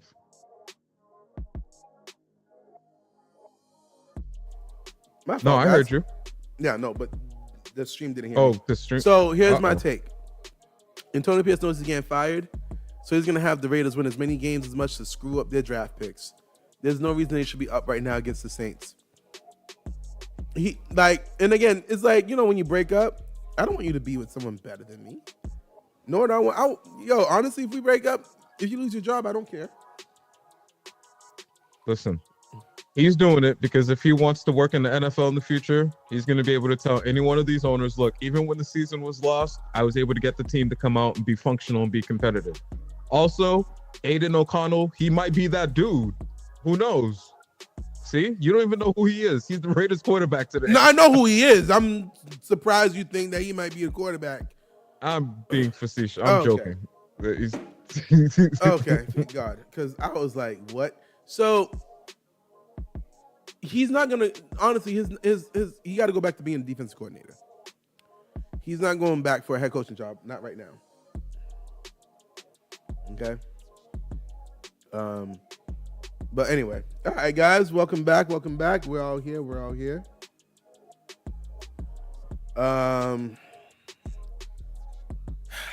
What do you want to talk about right now, my friend? Listen, we have to get really serious here for a second. What do you think about Woody Johnson's son using Madden to help run the team? Well, no, it wasn't Woody Johnson's son using Madden to run the team. Woody Johnson's... All right, so... All right, so much about that. So much about that whole Jets scenario that we got to touch on. We didn't touch on it. Woody Johnson's son, being a teenager, helping drive decision, is not necessarily a bad thing, right? I'm not too mad at an owner having his son sitting in on the meetings and stuff like that. How's that any different than a CEO who has his son sitting on a board meeting just to see like how the process goes? The issue is you're literally taking his word for law, and that's the issue. The influence he has as a young man. He should be seen but not heard. You know what I mean? Mm-hmm. That's my issue. Now, if you really told me that the reason you guys did not sign or trade for Jerry Jeudy is because it's Madden rating, first off, Madden's a trash game. That should not be a standard. Okay? Keenan Allen has never been a high-rated wide receiver, and this man is a great wide receiver. So no. Like, according to that, then you never would have traded for Keenan Allen as well in his prime. Like, come on now. So, I don't even know. What's your take? No, listen, I don't knock the organization for trying to get information about players from any source possible, but you hit it on the head. You really want to limit the influence that this young man has. You're right. It's okay. Come along, see the process. Maybe this is something you want to do at some point in life. I'm all for that. Essentially, a young intern is what you could see it as, an intern. But this intern really shouldn't be influencing decisions that we're making that are controlling the livelihood of these grown men. And wait a minute, his overall in Madden wasn't high enough? What? Yo, listen, all right, side bullet. I didn't buy Madden this year. Okay? I couldn't. Because I'm tired of it. The engine is trash. And that's the main issue I have with it. Now, the ratings, I do have an issue with their ratings. But, ratings is speculative. They were supposed to. One thing that they said that they were going to do was they were going to make their ratings based off of the next gen stats. Like they were taking the next gen stats for speed to determine the real speed, how quick they break, defensive linemen, the strength, the force they generate, offensive linemen, how much they push back and block. They said they were going to do that. I don't think they ever did. And that's one issue with Madden. They always, we're going to do this, and they just never follow up with it. Honestly, 2K, I need you to come back. I need you to drop an NFL game simulation. Get in here and get the NFL. Please stop the exclusivity. Get some competition. You make more money that way. Trust. Anyway, that's just me on my soapbox. Don't mind me. No, I'm with you. I didn't get Madden this year. I can't remember. It's been maybe a couple of years since I got Madden. Even 2K, I got 2K on sale this year, and I only got it because the Celtics were on the Tatum was the cover athlete. Visually, 2K looks great. It plays better. There's still some bugs. Every video game is gonna have bugs. That's the one thing. And I'll be honest with you, I'm not looking for perfection from these games. I don't do any of the microtransactions. That's really what turns me off for a lot of these sporting games. Like I'm not. 2K got me with their microtransactions. They got me a few years ago. Years ago, when my player was more of a new thing, and you were trying to level your guy up relatively quick. I started off doing a grind till I realized that I was one of the few idiots that was out here trying to grind to get my player better. Everyone was just, year one, you're already 90 plus. All right, cool. Let's play the game.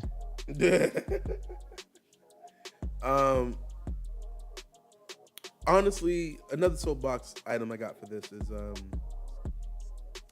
I don't think sport games should come out annually anymore. Oh, I'm with that. They're not making significant enough jumps in technology or changes to the game.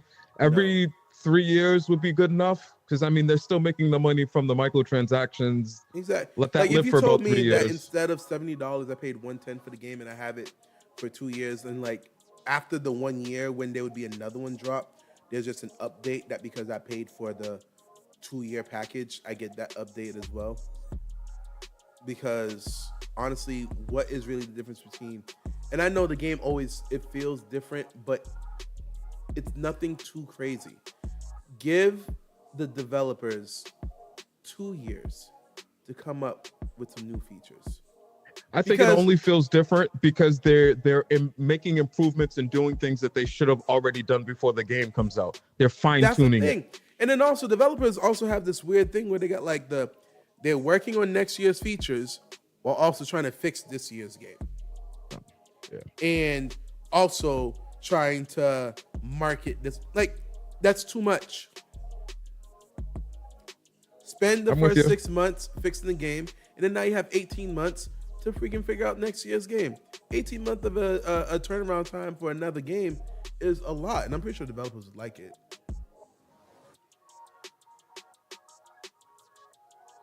Yeah, no, I'm done with this game. Is the Bills Jets game any good? No, it's not. It's 12-0. The Bills. 12-0. Yeah, Bills are up. Any touchdowns? The Jets. I can't remember if it's been all field goals or how they got to 12. Uh-oh. Josh Allen might lose MVP if that's the case. See, that's what I mean. It's weird. I think, listen, he's going to have a quarter where he throws for 150 yards, makes a couple of great runs or something. Sometimes they almost play down to their competition. They'll get the win, but it's not going to look pretty. It's not going to look like a dominating win. So, no, do we have any more? Do we have any more dominant teams in the NFL? No, I like that. I do like that, though. The parity. Just so you know, they did score a touchdown. Josh Allen rushed for one. They got a safety. And then they kicked the field goal. A field goal. Touchdown, field goal, and a safety. Okay. Woo! Oh, man, that sneeze was deep. Excuse me about that. Yeah, the Eagles got this. Jalen Hurts didn't even have to play. Cowboys, I wish she got that. Have you been watching the Hard Knocks? No, not yet. You did mention it to me. You up to date on it? I'm not up to date, but I'm an episode behind. Again, my Steelers lost. I wasn't watching it. I know that was going to be what they're talking about. It was going to piss me off. I was like, you know what? I take a step away. Listen, sports, my teams really can make or break my mood for a day or two. Like, literally irritated to the point that I don't want to watch nothing. And now I'm watching like Madness on Netflix or something like that. Just to kind of, and then that shows get me pissed off as well. And I'm just like, all right, I need to go find something happy. Where's the good old Cartoon Network when I need it? RIP Cartoon Network. I do really want to watch it. And when I first went in to check it out, there was only one episode out. So I wanted to have a couple more episodes. That's the episode you should have watched. That episode was fire. We won. I like the concept of doing an in-season Hard Knocks. I do. Right now, I gotta wonder if the Hard Knocks has something to do with my defensive players not doing what they need to do. So you think that the cameras came around and they were focused a little too much on the camera action as opposed to putting in the work and getting ready for the week? I don't know. And I don't want, trust me, the cameras I know the cameras around them 24/7, but what gets cut and edited and added to the show is not that much for each team. Like each team really gets, it's a 60-minute episode, 4 teams. Each team gets like 15 minutes, 10 to 15 minutes of airtime. Yeah, that's what we see, but the cameras are around all week long or whatever. Honestly, so back to my Steelers and the disgrace that I feel right now. Cam Hayward saying 10 people doing on the same page with one person doing whatever the hell they want is bad. I know there's a whole lot of speculation on who that 11th person is or whatever. I know a lot of people saying it could be Minkah Fitzpatrick. You know, fandoms really make me not like a team, or kind of make me not like a team as much as I should. How so? Why did I like the Celtics when they had the big three? Because everyone was so far up Rondo's butt about him being the greatest point guard that I was like, there's Derrick Rose, there's Deron Williams, Chris Paul. Rajon Rondo's not the greatest. But you guys had Rajon Rondo on such a high pedestal that it literally turned me off from the Celtics. Okay? Pittsburgh Steelers fans who are like, fire Mike Tomlin. Mike Tomlin wouldn't be a free agent for, he wouldn't, you cut him at 10 a.m., he has a job by 1 p.m. Whatever he wants. Okay? So the fans saying that he got to go, he did not lose the locker room. So where is this coming from? Players are mad about Minkah Fitzpatrick, who's our safety, and he's not getting interceptions this year, and he's not getting the turnovers that he's gotten for the previous years, and they want him out. And now because of that, they're saying that he's the one who's not. No, your narrative has put you in that position. Here's the thing. When a safety doesn't have that many stats, it's one of two things. Either he's getting burnt or he's doing his job. And Minkah's not getting burnt. Teams are avoiding him. You know what I mean? Like Patrick's saying 2. I heard the stat line. This man has only been thrown to on 10% of his snaps that are dropbacks. That's pretty good. So throughout the entire season up to today, only 10% of routes that he's covered has been targeted. And you know how many yards they get? Expected yards per attempt? Negative 39 yards when targeting him on those 10%. Meaning it's a pick or something. Guess what the teams end up doing? You know what? You got that side, big dog. Let me go to the right. It's the same thing. Like, that's the thing with corners that I feel like fans sometimes, he's not getting interceptions. Well, how many times did he get thrown to? Twice. So you're telling me he only got thrown to twice? That's a good thing. That's what you want. You want a corner who does not get targeted. Honestly, you don't want your you don't want your cornerbacks to lead the team in tackles. That's a bad sign. Don't. That means that they're targeting him. The same thing with the cornerback for the Cowboys when he broke the record for interceptions in the season. I'm like, that's a really good record to have. But literally teams are telling me that they rather throw at you. And then when I took a look deeper, the reason is he's a boom or bust. It's either a pick or a really deep pass. Like, come on now. So teams are saying, some fans are saying it's Minka. I don't think it's Minka. I'm going to say who I think it is, and I'm going to tell you why. Cam Sutton. Why do you think it's Cam Sutton, Jerry? Because he was suspended for the first 8 games. The 9th game, he didn't start, but I think he started on the 10th game. And the games when he's led the team in snaps, where he's like taking the starter role, are the 3 games when we started losing. Why was he suspended? Domestic violence thing. Yeah. But now, see, that's still that wasn't anything really team related. No. So he came in because you know whose spot he took. Did you watch the Steelers Jets game? And then there was that no-name corner who picked off Aaron Rodgers and sealed the game. All right, Eagles won. Eagles won. They just got another touchdown. Another touchdown back to the end zone. I'm done. I'm done watching football for the day. Like, forget this. I'm about to go back to Peacock.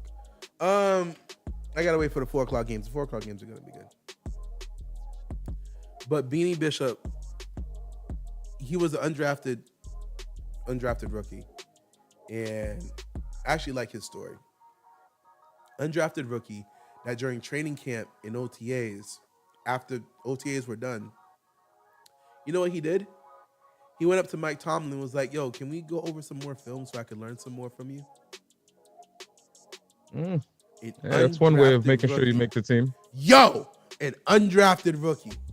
And Mike Tomlin literally, I think they said they did 90 minutes every day after practice, just watching film. Because an undrafted rookie was not going to make the team. But you did that. You got yourself on the practice squad.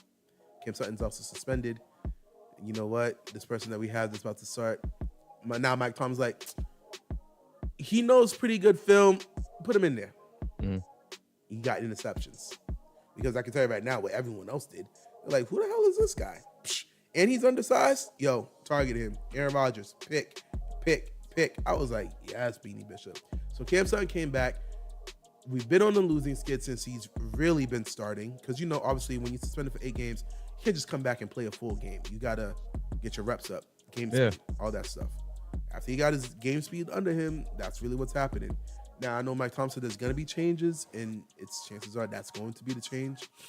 But the other thing is, obviously, it's just so much going on right now with my Steelers, bro. I don't even know. I think the Steelers situation comes down to quarterback play. I mean, this is what happens when you go from having a stability of the Ben Roethlisberger to the point where you're kind of grasping at straws, trying to figure it out on the fly. I don't know if I could say it's not a quarterback plays a role in it, though. Pickens not running the full route, that's on the quarterback. And the offensive coordinator a little bit. And the other thing is 10 points, 16 points, 17 points.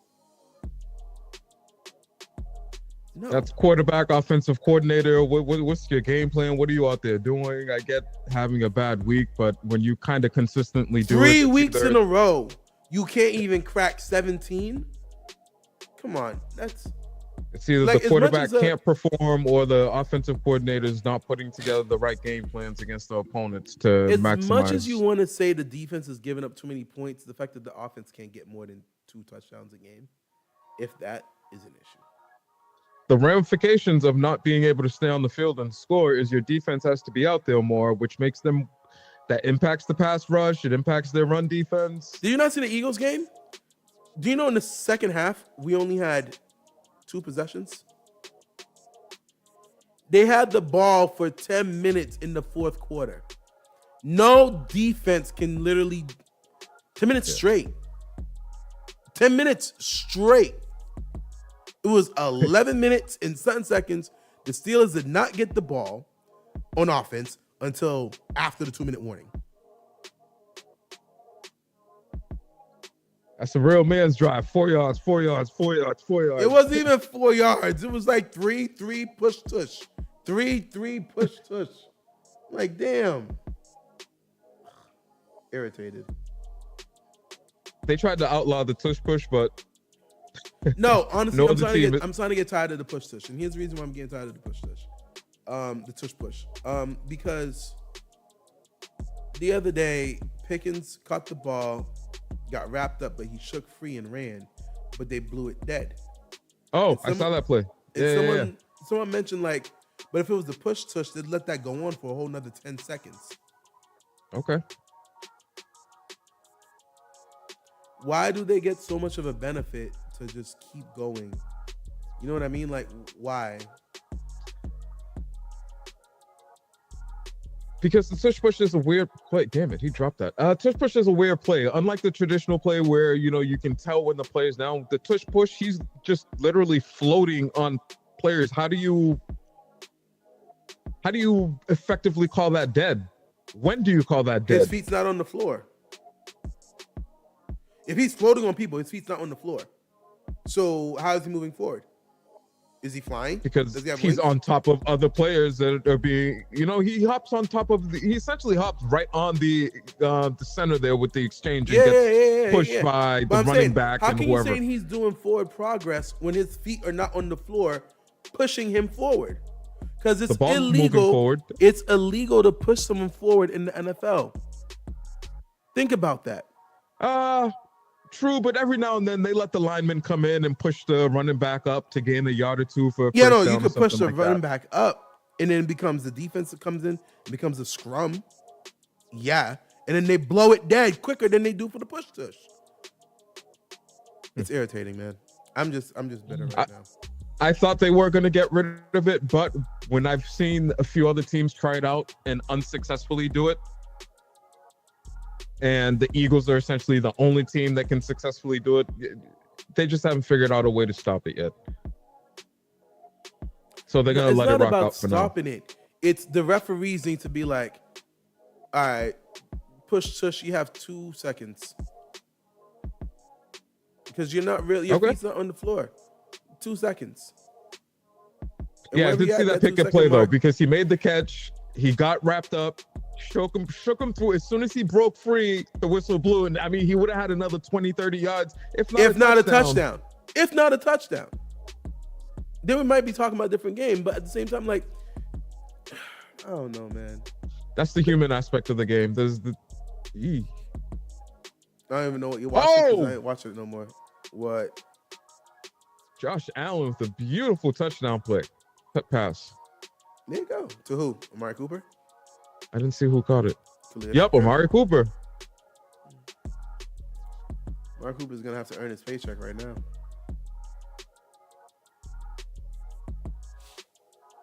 Nice catch. Ooh. Nice.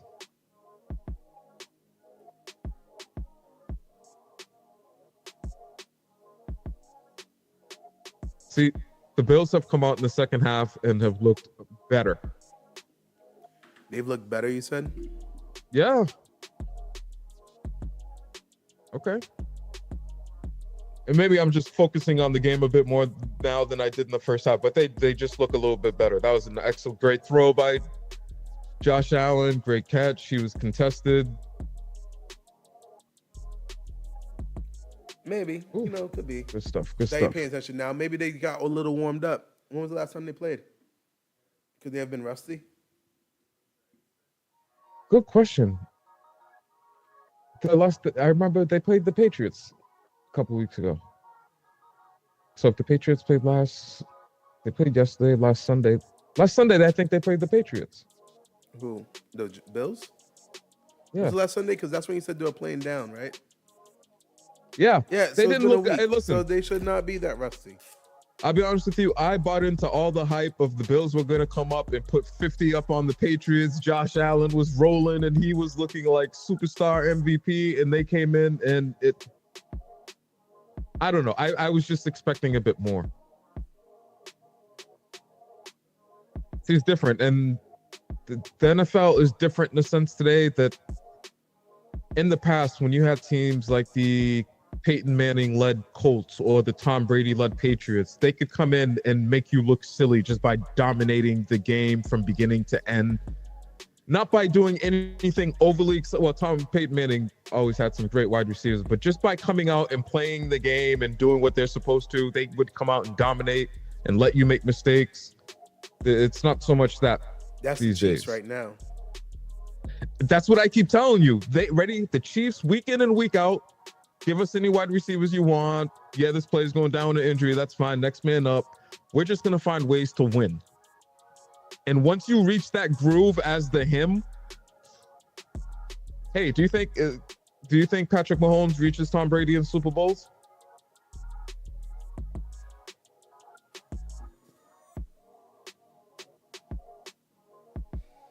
Wow, that's a good question. Because let's look at it from the perspective 7, right? of Brady has 7.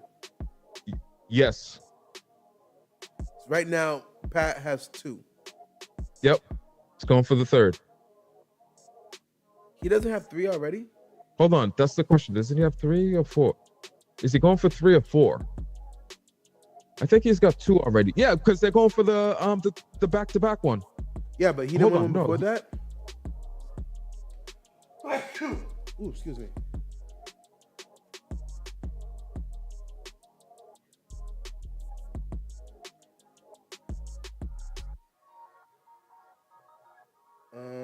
Where is it?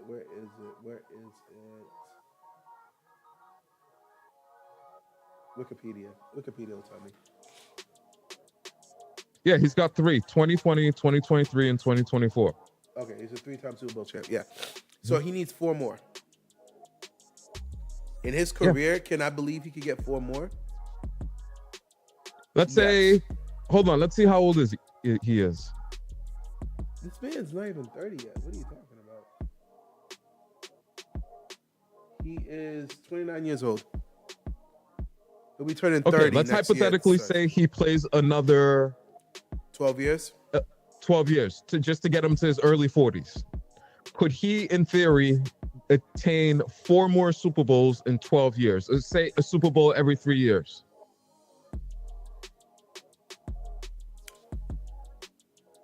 I think that's the max. I don't think he's going to get to 8. I think he could match Brady. I don't know if he'll pass Brady. Because, okay, here's my logic, right? 4 and 12, right, is 33%. So pretty much you're saying that once every 3 years, he's going to have a ring, give or take. The NFL is going to catch up to the Chiefs. The Chiefs are not going to continue this dominance this entire career. Okay. Hold on now. We just watched the Patriots have a 20-year reign in the NFL. Yes, they did. And what else happened? The NFC was also there. In the AFC, he can make as many appearances, but the NFC is going to answer. The Packers are a threat for years to come. The Lions are a threat for years to come. The 49ers will be back. The Rams will be back. The Vikings, if they get a good quarterback, if Jason McCarthy is the answer, are going to be scary. I believe the Vikings will be better with better quarterback play. Listen, it's all about making it to the dance. So, with that, they have the quarterback, they have the coach, the 2 most important ingredients. Yeah, and also in the AFC though, is it snowing outside? In the AFC, you're gonna have Lamar. Lamar's always gonna be there. Joe Burrow's always gonna be there. Lamar's been Josh there. Allen's Joe Burrow's performing right now. So, for example, ready? Despite the fact that Lamar's putting up record-breaking numbers, you see where his team is versus Mahomes. Joe Burrow, despite the fact that Jamar Chase are putting unbelievable numbers, you see kind of where things are shaping up and where they are. I don't see the Bengals magically turning it around and becoming more in essentially asserting their dominance over the Chiefs while Mahomes is still playing. He's theoretically going to stay and continue to play at this level for, let's say, the next 3 to 5 years before there's any noticeable dip off. For Mahomes? You don't think into his mid-30s he's going to still be performing well? No, I do believe that. I believe he's going to be going like this until 39 even. So why can't he at least catch or pass Brady? The issue is the team around him, you're thinking? Teams cannot maintain that level because, okay, let me ask you this. There's already rumors going around this is Kelsey's last year.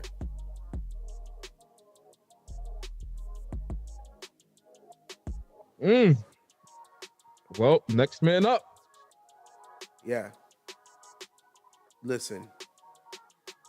This is where you either swing a trade for a proven tight end that can develop a rapport with Mahomes. And the only team that wants to trade with the Chiefs are the Bills.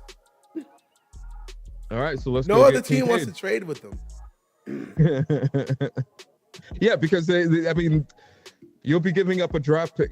Whatever draft pick that they give up is always going to be at the bottom half of the draft. It's never going to be a high draft pick. It's not going to ever really be valuable. Whatever pick you get from them is a second round pick. Just call it that. High second rounder. So my thing is, there's going to be a point when the talent around him is not good enough. Like he's lifted up the talent around him. Okay? But there's going to be a point when the talent around him is just really not it. All right? Because who's the receivers they got right now? Like literally, they are amazingly pedestrian. And then now you're getting a DeAndre Hopkins at the end of his career who really can't separate from people, so it has to be a jump ball. And Pat Mahomes is not a jump ball type of guy, a jump ball type of thrower. He doesn't really do that. He's a gunslinger, not a jump ball. Ultimately, you're right, because that's what caught up to the Patriots is you keep winning, you keep drafting low, you're not bringing in necessarily talent. You're not bringing in top of the line talent year in and year out. So you got to bring it in through free agency, and a lot of people may want to come with you free agency, but you're not necessarily going to have the money to get everybody. But even going through free agency, you run into the same issue of you're not developing homegrown talent on the cheap. You can only go out and acquire so many free agents because you still need to build the rest of the team and think, okay, in 3 years, what does this look like? So I think that's the reason why, at best, he could match Brady at 7, but he's not going to surpass him. Is Andy Reid? Andy Reid isn't the GM over there. He's just the coach, right? He's the coach. Yeah, just give me the players. I can't remember his name right now, but they have a GM. Pretty good GM. I'm not gonna lie, but you can't. Yeah, it's not gonna be sustainable to winning. Now they could say mysteriously hit on some of these lower draft picks and get and replenish their core by landing some of these players, late number 32 pick or low 30s where they usually draft. A top 5 pick is a top 5 pick. Is a top 5. That's the thing. That's one of the reasons why I was never surprised when the Cleveland Browns, for example, had those years where they looked good for periods. It's like, what do you expect? That team is full of high round draft picks. The Commanders, the 2 years ago, whatever, they were actually looking pretty decent. They had 4 top 5 picks on their defensive line.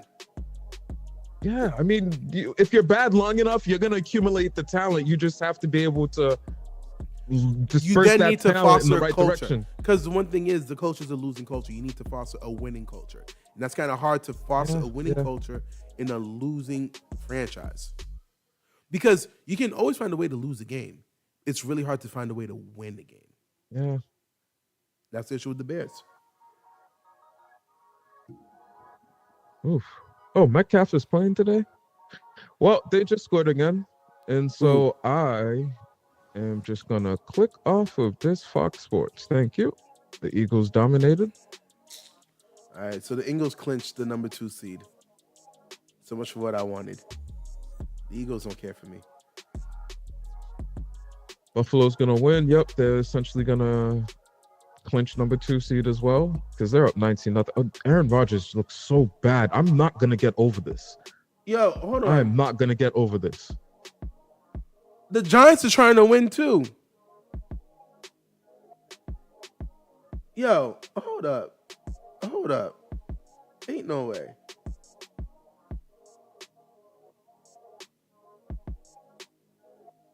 Hold on. I need to see something right now. Are the Giants really winning? I'll tell you in 1 second. Let me see here. That's the Bills. The Giants are up 28-20 on the Colts.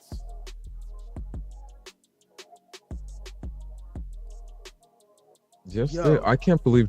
Listen, Joe Flacco is still collecting an NFL paycheck, and that's unbelievable. Hey, listen. And I should put some respect on his name. That's Super Bowl champion Joe Flacco. Stop. He's a Super Bowl winner. I'm not lying.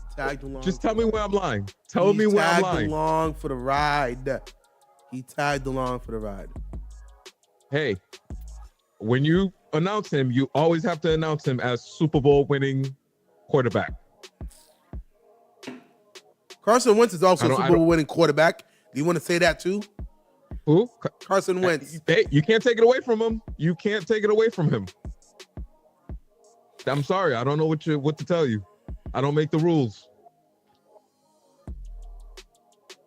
Oh man, the Bucks 41-14 on the Panthers. Yeah, no, that score is disrespectful.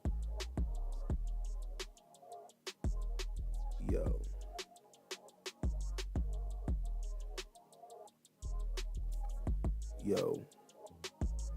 I really can't. Okay, so now we got to talk about this. If the Giants win this right now, if the Giants win this game, Giants, Patriots, Jacksonville, they winning? Jacksonville is winning right now. Why are all these teams with the top picks trying to win? Okay, so Giants, Patriots, they're beating the Titans. So Titans, Cleveland. Yeah, Jacksonville's up 20-10 on the Titans. Yep. Right. Yo, Hey, the Patriots are the only ones that understood the assignment and lost this weekend, okay? They're the only ones that understood the assignment. You know who else understood the assignment? Cleveland. Cleveland understood the assignment. Tennessee's understanding the assignment. It's something. Yo, cause what is this? Why are you guys trying to win so hard? Oh, so if they win, who?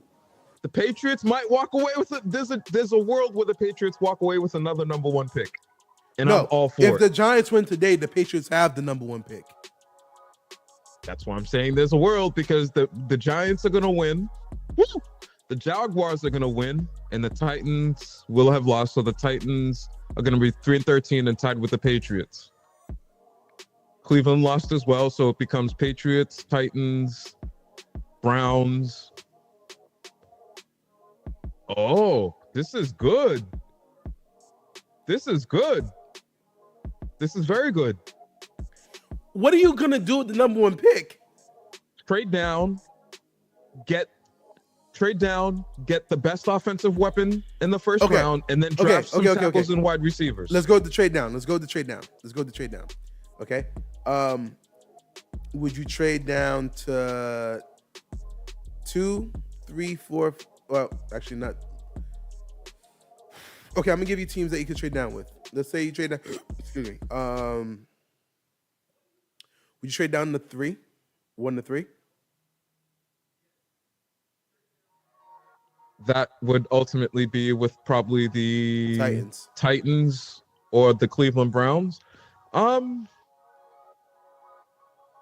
am I getting back? So I'm going to get the from number 3 1 pick. to 3. I know you definitely would get a first round pick swap. I don't know if you necessarily get in another first round pick next year. They might. But I'll probably get seconds. a couple of second rounds and a couple of third rounds this year. So if I'm getting back a first next year, a third this year, and maybe 2 second round picks next year and the year after. Whoa. 2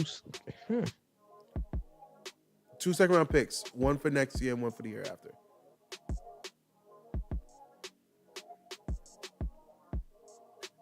I'm trading down because I believe the Patriots need the most amount of picks to potentially hit on a few of these players. If they get the right, number one, they need to shore up the offensive line.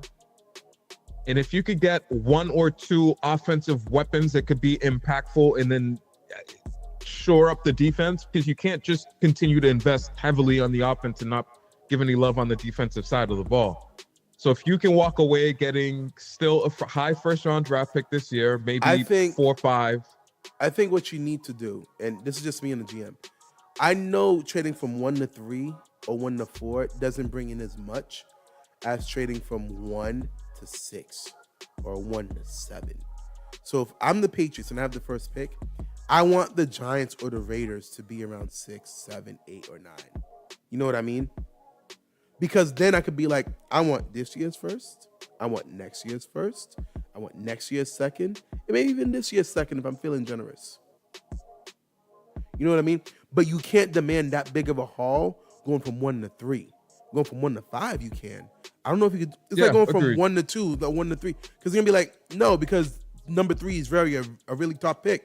You go from 1 to 3, they're going to be like, you're still going to get Travis Hunter. Mm-hmm. Like, because 1 and 2 is going to be Cam Ward and Shedeur Sanders. So Travis Hunter is yours. So no, we're not going to overpay for that. When you go from 1 to 7, be like, well, we wanted Travis Hunter, so since we can't get him, you got to pay us for what we're not going to get. And then with all these accumulated picks, you draft offensive linemen, wide receivers, and you beef up the defense, bring in another linebacker, lineman, bring in another cornerback. I really wouldn't mind and hate the Travis Hunter draft and turning him predominantly into a defensive player and then having a few offensive packages in the game form.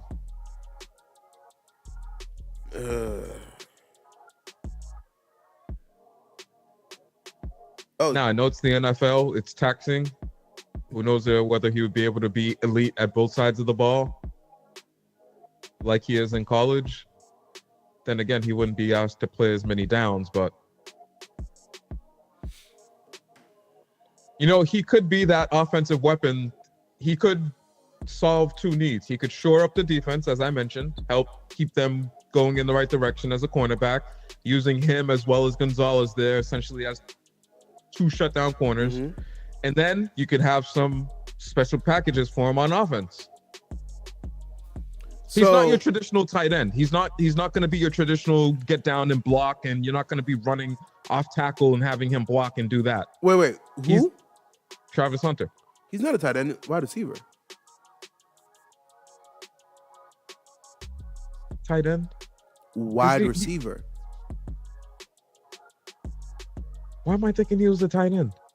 I don't know. That's why I was like, wait, hold on. Who are we talking about now? I didn't know there was another 2-way player. He's a wide receiver.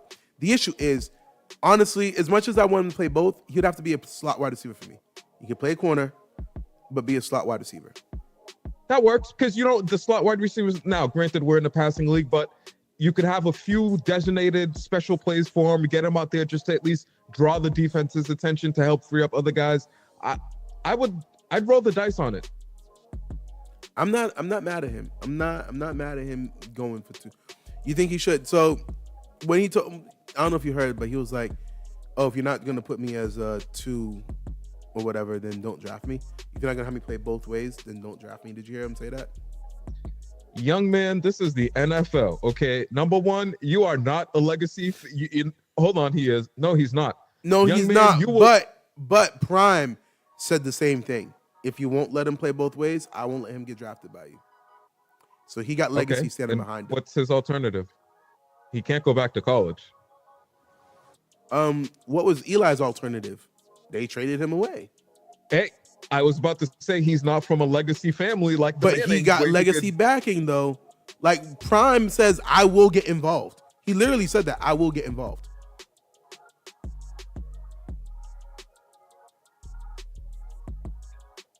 The NFL would win out over the player. No, they wouldn't, because they lost out with what's his name?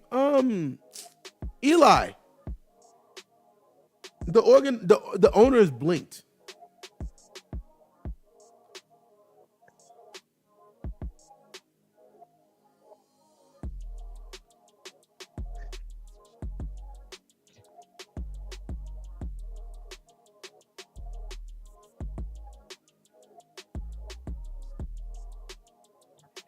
So you think he's going to be okay playing two ways on a shitty New York Giants team? Who's throwing him the ball? Giants are not drafting Travis Hunter. They need to get a Okay, geez, I'm sorry. I just looked up to the thing.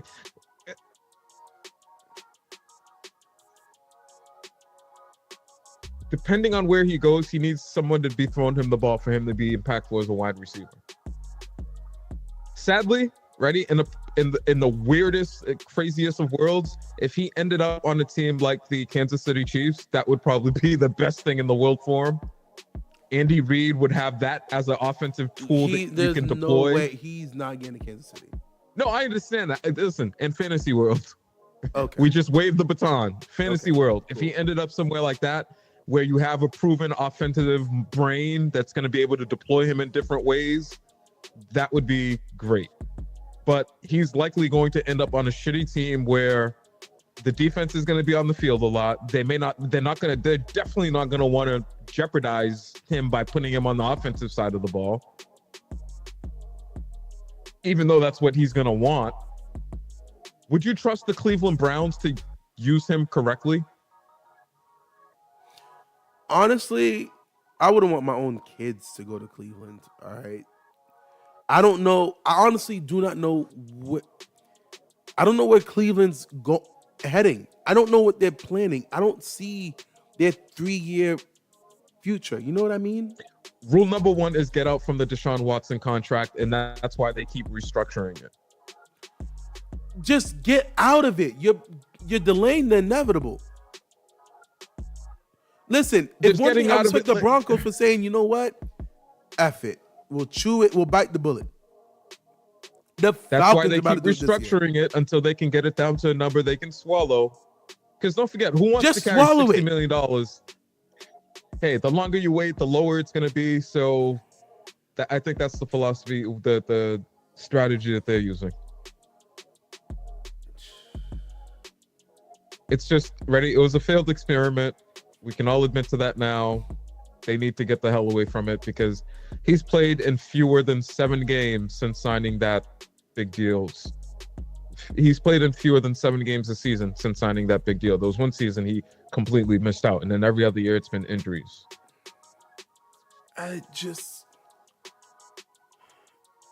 MVP race. Lamar Jackson has more pass yards, more rush yards, more total. He has more everything. Fewer interceptions. He has more everything. But if you want to make it about stats, then Joe Burrow should be in the conversation too. Yeah.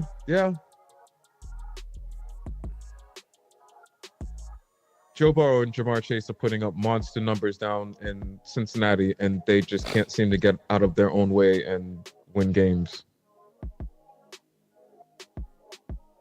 Wow. What happened? I changed the channel for a second. It's 33-0 now. Who?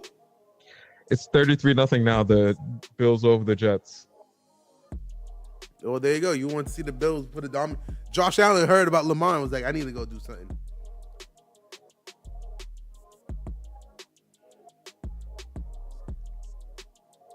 Yeah, I wouldn't doubt it. The Colts finally got a touchdown. They're on the board.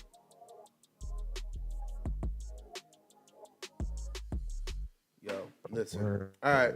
So, who do you have right now? If you had to pick right now, who you got winning the Super Bowl?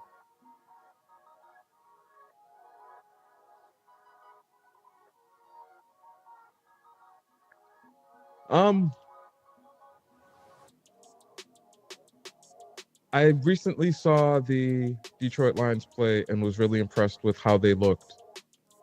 The problem is they don't have the current him of the NFL. which is Patrick Mahomes.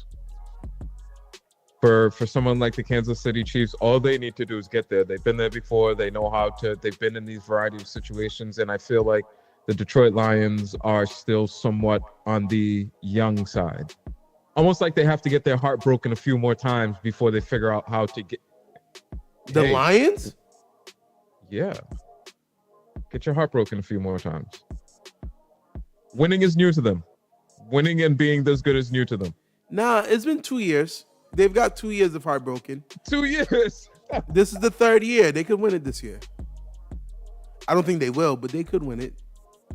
It would be a great story if they did, but like I said, with Patrick Mahomes being the current him, Andy Reid being the current genius head coach, the reigning genius head coach in the league, I'm inclined to think that the Chiefs are going to win this year again, if they make it. I don't think they're 3-peating. You don't think so? I know how hard that's going to be. Listen, my stance is this, right?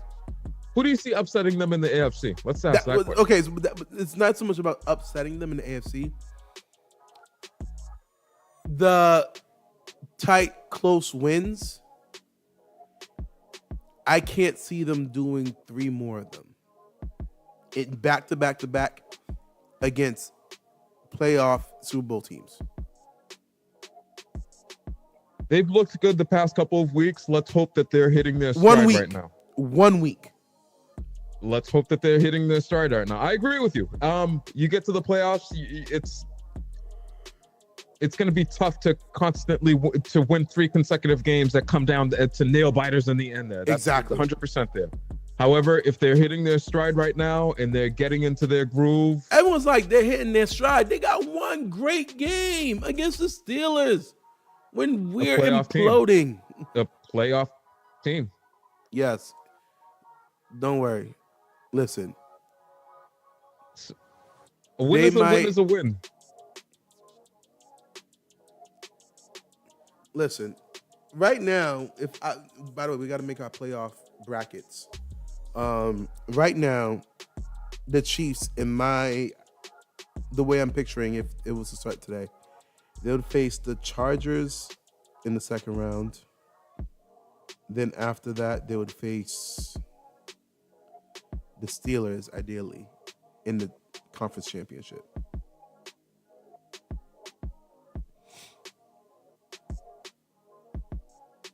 And then they'd have to do that again in the Super Bowl and whoever they face in the NFC is going to score. It's going to be a barn burner. If they face the Lions, the Packers, the Vikings, all those teams put up points.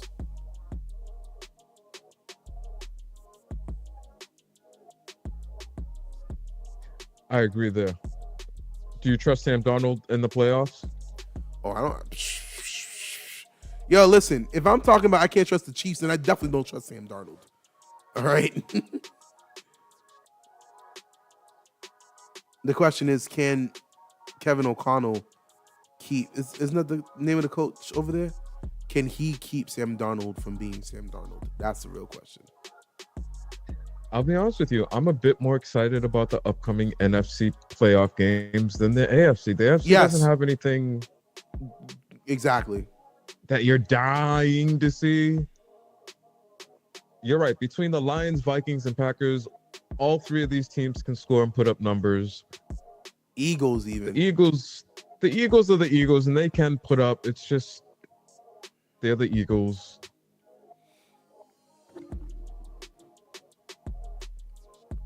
It's the NFC side of the bracket is going to be very, very fun. The Rams are getting their groove back late into the season. Again, it's not even like they were out of their groove. The Rams were injured. They didn't have Cooper Kupp, Puka Nacua, offensive linemen, all hurt throughout most of the season. They're just now coming back to health. Under normal circumstances, we haven't seen the true Rams.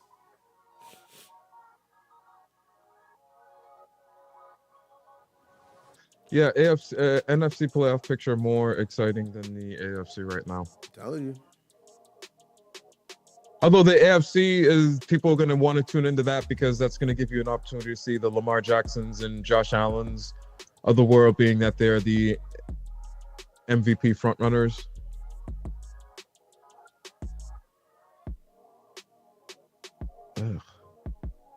If the Steelers get in, they're not going to win. If the Texans are going to get in, they're not going to win. They're not going to. So the Chiefs, Ravens, and Bills are the legitimate contenders in the AFC.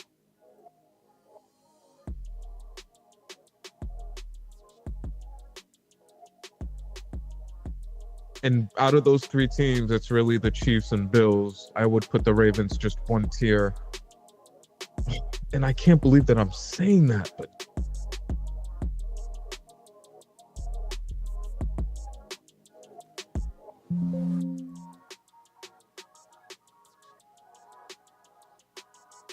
oh, my. Yo, listen, it's going to be a very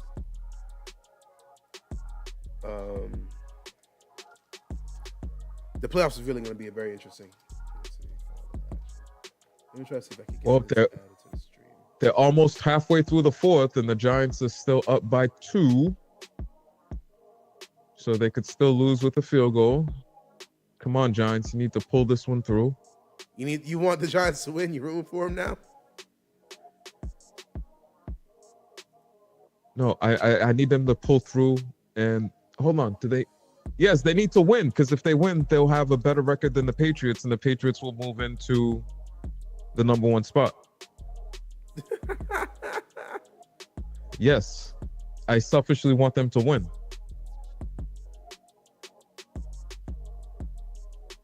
At least you still got playoff hopes and all that stuff. I got to sit over here and I got to root for the Browns next week. Ain't that some shit? I'm down bad. I am down bad. I need the Browns to win next week. Oh, the Giants just scored again. Are you serious? Yeah, Drew Lock with 4 So touchdowns let me ask you this today. for the Giants: would you fire Brian Daboll? Is he just the head coach, or is he the head coach / GM? Listen, the Patriots are the only one to make the head coach the GM as well. Okay, so stop asking that. The Patriots are the only one to do that. Everyone else is just a head coach. No, I'm asking because you know what? Part of their issue is Daniel Jones hasn't been who they thought that he would be, and can you blame him for that? He's just coaching what he's essentially. Yeah, exactly. So he's coaching what he's been given. How much of a role did he play in allowing Saquon to leave? But even if you had Saquon, what does that change in the rest of with? Well, he wanted. Who did he want out? He wanted the quarterback. Vanilla Vic. What's his name? The one they cut, Daniel Jones. He wanted to replace Daniel Jones.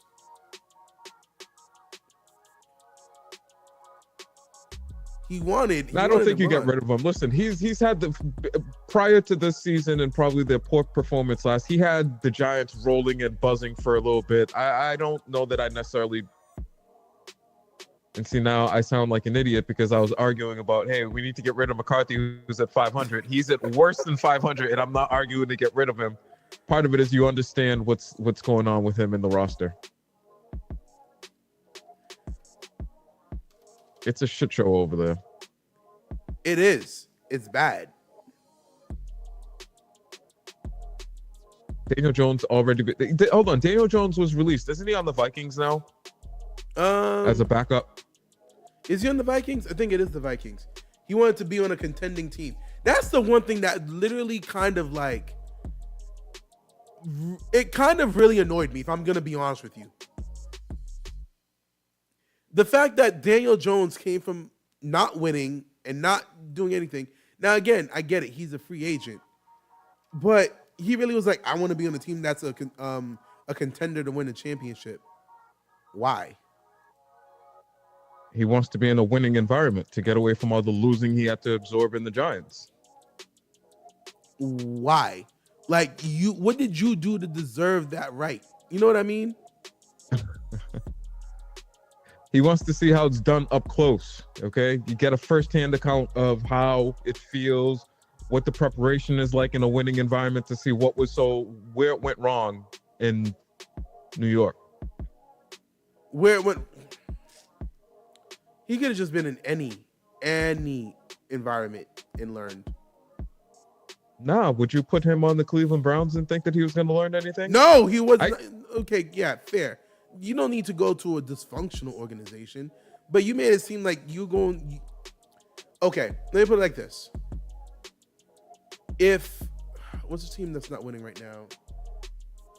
If Aiden Hutchinson said, "I want to be on the team that's going to contend," I'd give it to him. He deserves that. He's played hard, fought hard. He's great, etc., etc., etc. Whatever you want to call it. He is not him.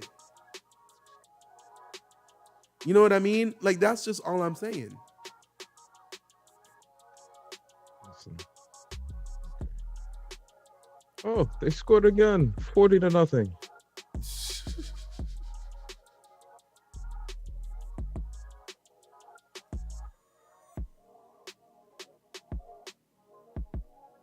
The Raiders are okay. Oh, yep. Oh, the Bucks scored again too. Whew. When do the Falcons play? They play tonight against the Commanders. So if the Falcons lose, the Bucks essentially win that division, I believe.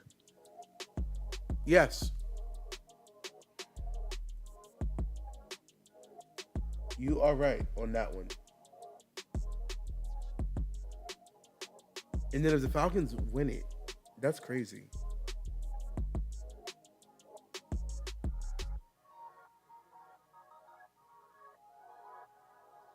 Oh, the 4:25 game, Packers Vikings, that will be good. That will have seeding implications. That's very much seeding implications, yes. Very much so. Oh.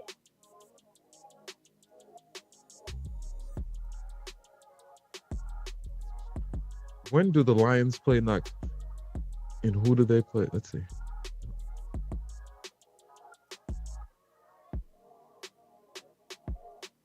Oh, the Packers are Monday Night Football. Which there shouldn't be a Monday Night Football this late into the season, to be honest. I feel like you should give every team a full week of rest between games because playoffs are about to start. And it's not fair for... Who's playing tomorrow night again? Who's Monday night? The Lions 49ers. The Lions, well, they kind of clinched. No, the Lions, they've clinched a playoff spot. However,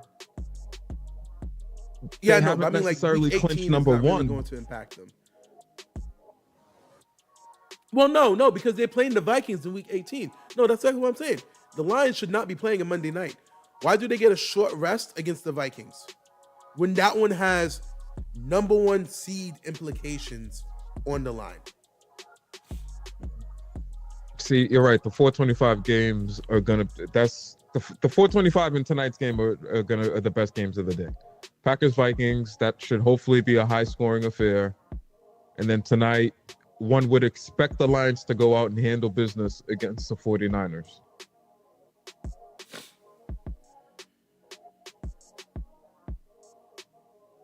Because they ideally want to play for that first week bye, get that break, get everyone healthy, and not have to play 3 consecutive games to potentially make it to the Super Bowl.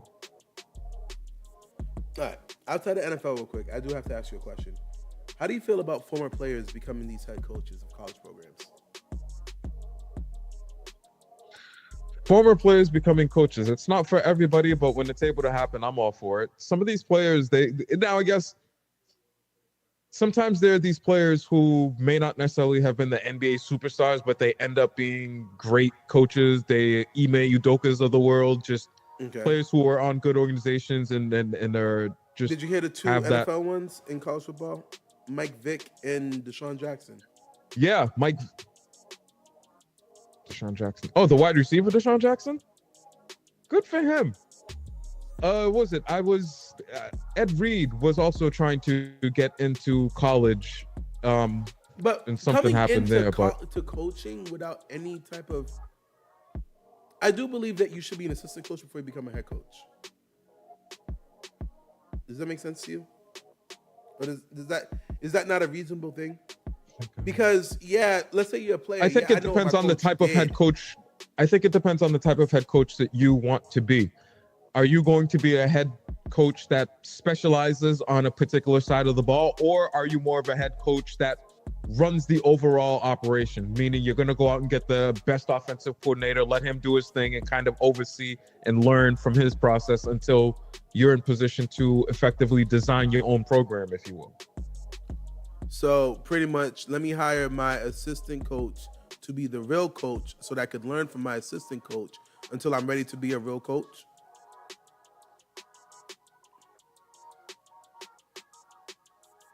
That's what you just said.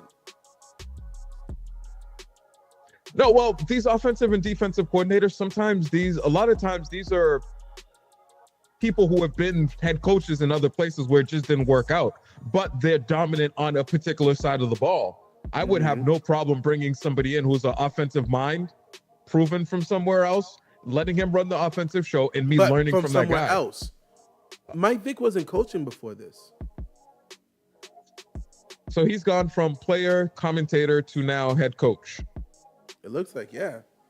Did Deion Sanders coach in high school or anywhere before Jackson State and now Colorado? Does high school really count?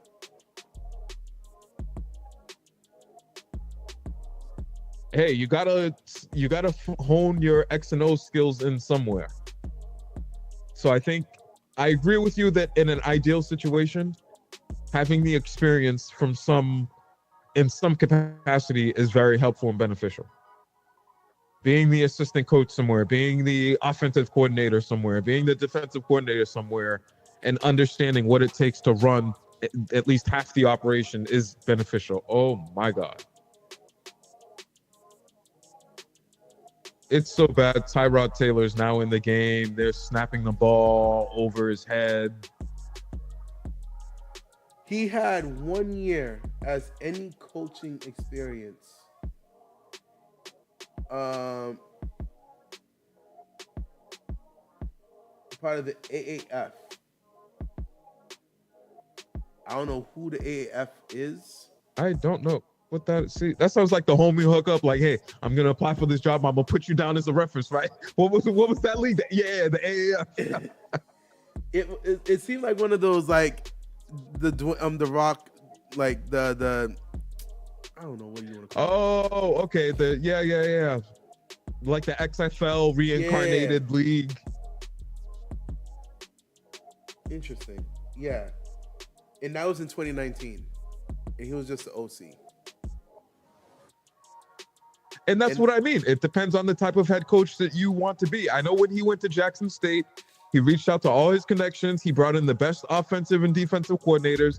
He was, as the coach, he was essentially the CEO of the program. I'm the face of the program.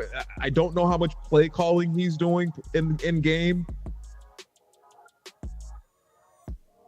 That's interesting. Like, again, do these NFL players deserve? I don't mind that, but I'm like, from what I've heard about coaching and from watching the Hard Knocks, being a head coach is not just so much about, a lot of it's about being leaders of men, but a lot of it also is like game planning and all that stuff.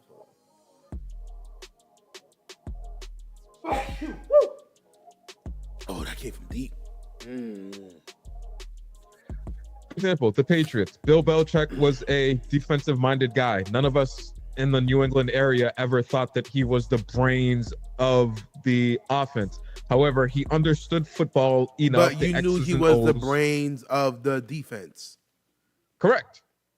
So, hey, I'm going to manage things over here. I'm going to put the right people in place over there. I understand the game enough to the point where, no, I don't think we should do this week. Let's attack it from this perspective. Give the general order and allow the offensive coordinator to decide how he wants to tackle and approach that. But what about the scheduling? All that, again, I don't know about college coaching, but one thing I heard about for NFL coaches is that sometimes the reason a lot of offensive coordinators and defensive coordinators can't be a head coach because because of all the additional tasks that you have to do as the head coach. The offensive coordinators don't do appearances, doesn't do like really much media presence or whatnot. That's true. Yeah. It's the head coach and the GM and players. So to do all that while trying to be a head coach is not for the faint of heart. That's one thing that they've all said. Sometimes a coordinator, and I've heard I don't remember where I heard this. Like, some coordinators just want to coordinate. They want to be a head coach, but they're like, there's just so much to do other than coaching that I don't want to do it no more. No, I'll be honest with you. I could imagine what it's like to just come off a losing game. You have to get on the radio and do 17 3-minute interviews in a row.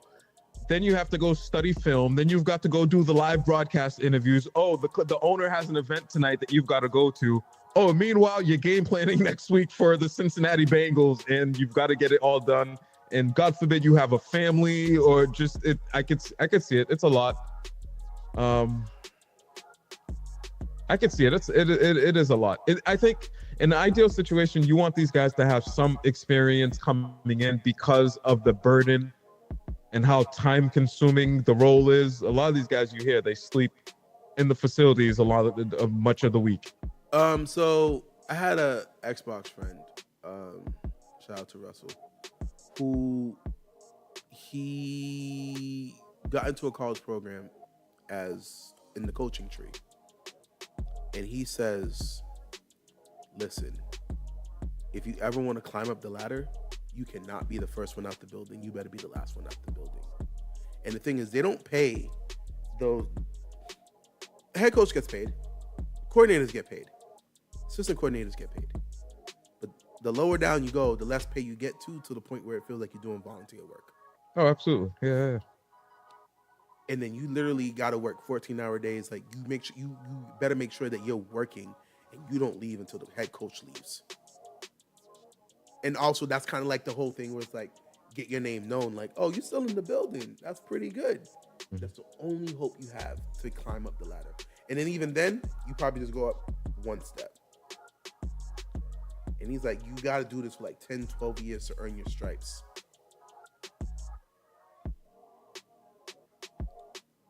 Well, things are changing. Mike McDaniels became a coach at 38, 35, 36 years old, somewhere in his mid-30s. Yeah, and he's probably been in the coaching tree for well over 10 years. Let's take a look. Mike McDaniel, right? Mm-hmm. The Dolphins coach. Yep. Let's see. Yeah, a lot of these kinds of coaches have stories of how, they started off just doing X, Y, and Z for this coach and eventually worked their way up.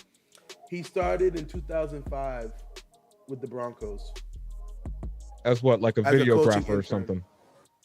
Okay. Coaching intern. Then he went to the Texans for 3 years as an offensive assistant. Then he what does coaching intern really mean? I mean, what does that mean that exactly? Sounds like a scam of a role. Then he went to California Redwoods and Sacramento Mountain Lions. I'm assuming that's a college team. Oh wait, no, that was part of the UFL. So he was part of the UFL for 2 years. Then he went to the Redskins in 2011 as an offensive assistant again. Went to the upgraded in the Redskins to being the wide receiver coach. Then went to Cleveland Browns as a wide receiver coach. Falcons, offensive assistant. 49ers, run game coordinator. And then became the OC of the 49ers in 2021. So literally 15 years. Hey, I'll be honest with you. I could respect that trajectory and that career path that he's taken to get to head coach. He's spent some time as a head coach associate. No, 17 years. 17 years from his first one to finally getting a head coach. Hey, I can respect the path that he took to get to where he's at. He's seen a variety. He's an offensive-minded guy. That's what he's known for. And you can see by his resume that he's put in the time in the few different positions, running game coordinator, offensive wide receiver coach. So I could respect that path. And damn, 17 years to get to that. Eesh. So I guess what's unique about him is he obviously knew he wanted to do this very young because he had to start around 17, 18 years old because he's in his mid-30s now. Yeah. He never played. Wait, did he? Did he? Wait, hold on. Smoky Hill. He played college football as a wide receiver at Yale. Okay. So he played as a wide receiver at Yale. Then after he graduated, became a coaching intern at the Denver Broncos. Okay. So hey, I'm not good enough from Yale and literally went straight into coaching.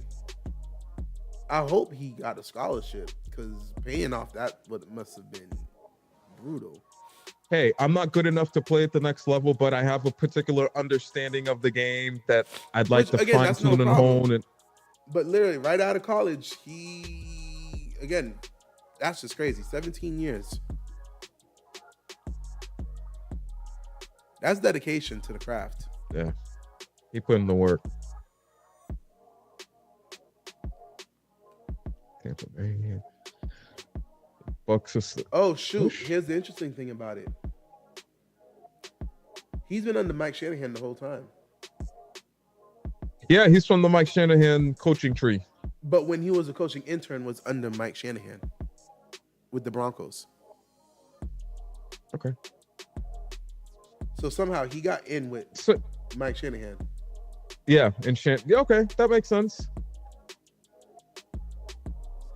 Hey, life is one of the lessons you learn in life is really about the relationships you have with a variety of people because you never know who's, hey, I need this over here. Why don't you, they're familiar with your work. Ain't that the truth? That's wild. So the moral of the story is, kids, if you want to be a head coach in the NFL, you're going to be doing some slave work first. And then you'll get paid. Like, okay, going through this right now, I'm assuming he didn't get paid as a coaching intern. I'm going to assume he didn't get paid as an offensive assistant. Because I don't even know what the hell that is. It sounds like a lot of work for free. Pretty much. And then the AFL, I doubt. That might have been some money, but I doubt that was anything great. It wasn't long-term. Minimum wage, short-term. Again, back to the Redskins as an offensive assistant, still not getting paid. Now, when he got promoted to wide receiver coach, I think that's when he started getting some money. That's a coach of an entire room. Yeah. Okay. He did it for 2 years. Then went back down to be an offensive assistant. Jeez. Then he got back from Shanahan. Oh, wait, no. He was with Shanahan during the Falcons when they lost to the Patriots. And then when Shanahan went to San Francisco, took him with him, and there he became the run game coordinator. I'm assuming that's actually a paycheck. Offensive coordinator is definitely a paycheck. And head coach is where you try to get to eventually. That's interesting because he was the run game coordinator. So you have an offensive coordinator, and within that coordinator position, you probably have a passing game and a run game coordinator. And then the offensive coordinator's job now is to blend these two together and create the game plan for the week. Oh.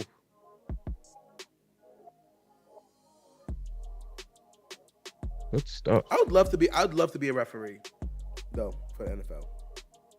Why? Yo, you can bitch and moan all you want. I'm not blowing the whistle for you, man. Just because the calls would be enforced? Yo, because, he tackled me really hard. It's football. That was head to head. No, it wasn't. You just got tackled. Like, honestly, I don't like seeing flags thrown just because it was a hard hit. Sometimes these referees feel like they got to throw a flag because you tackled them too hard. That's the game these days. Your player safety.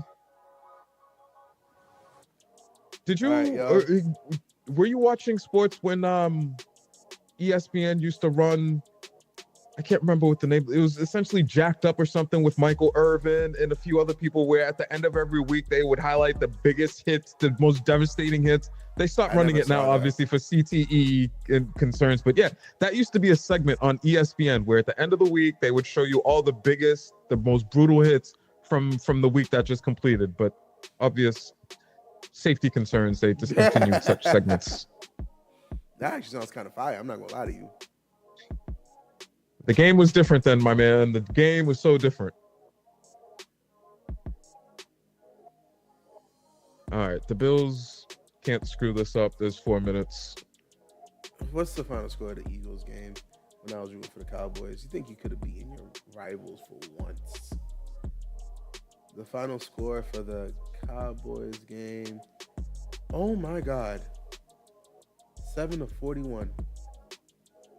Yo, the Giants won. The Giants won. The Raiders all right, won. New York. The Raiders won. The Giants won. Philly won. This is insane.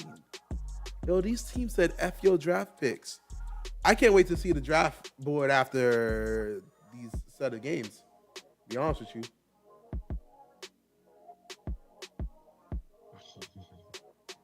Patriots could back into a number one. Oh, not listen, back the into rebuild it. might. The Patriots got the number one. The Giants won. It's gonna be over in 2 minutes. They're up by 12. No, well now they have their schedule. Their records are the same, 3-13. No, I'm sorry. The record is the same. Yeah, it would be the same because the Giants have 2. So now it's all right. Rebuild just got a booster shot. Yo, if you guys have the number one pick, you don't trade. You don't trade. No, if we get the number one pick, I'm 100%. We trade down. Hold on. No. You hear me? Do you trade Drizzy May and take Shador? No.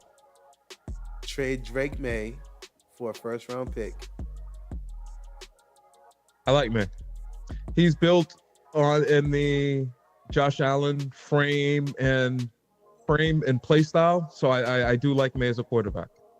We just need to get him the right weapons so that he develops. Unfortunately, I don't know that the offensive coordinator is coming back, and that's where you tend to lose these quarterbacks when you're switching it up around them constantly.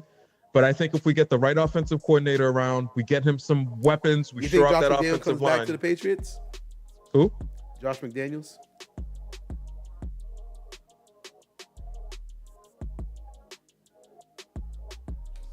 With what expectations? That he's just going to be the offensive coordinator until he walks away from the game? Well, he's not going to get another head coaching job, so you don't have to worry about that.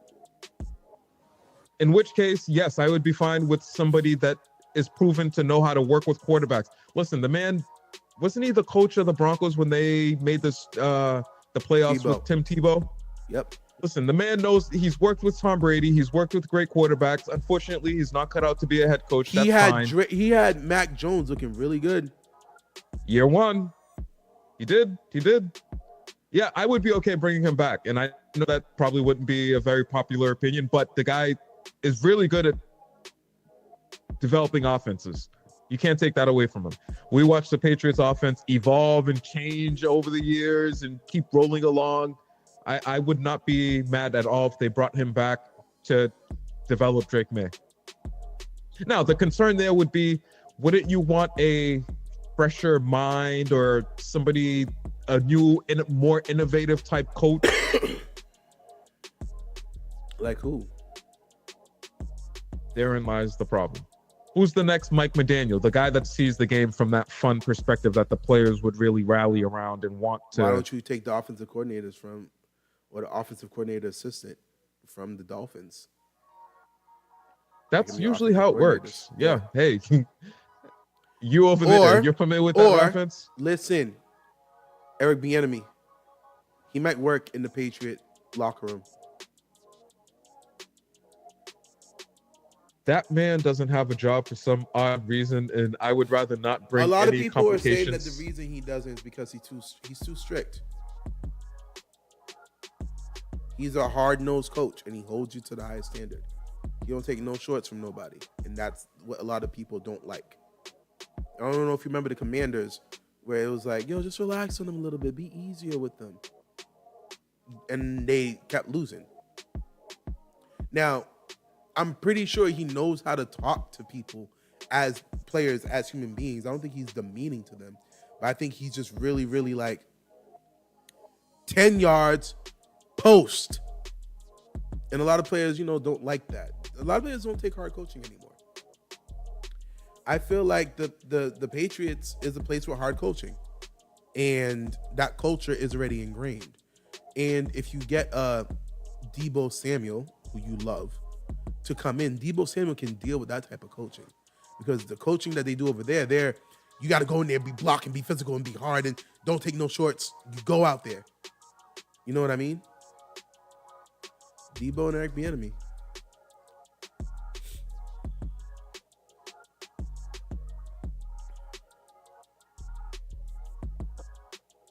Yeah, I just, it's weird because Bieniemy's been he's been part of a winning franchise. Patrick Mahomes has come out and endorsed him, but you heard it here first. Eric Bieniemy to the Patriots as offensive coordinator. You heard it here first. Because last time I said the prime to Raiders, and next thing you know, ESPN talking about it 3 weeks later. They're watching my videos. They're taking that's where they're getting their information from. I'm their source. Oh man. All right. Well, I think we're good here. Games are pretty much over. Sorry the daytime game sucked today. A lot of teams didn't understand the assignment. The Patriots, they understood the assignments and they lost wonderfully yesterday. They put on a losing clinic. Wonderfully. I've never heard that before. Lost wonderfully. That's what we're going with. Yeah. What else we got? That's it. The 4 o'clock games should be much better. Go out and enjoy. Oh, yeah, for sure. The 4 o'clock games is what we're really looking for. Other than that, guys, be easy. And look at the bottom of the screen. Do you see what it says to do? It says to hit that subscribe button. It says to like it and turn on the notification bell. All right? We're here.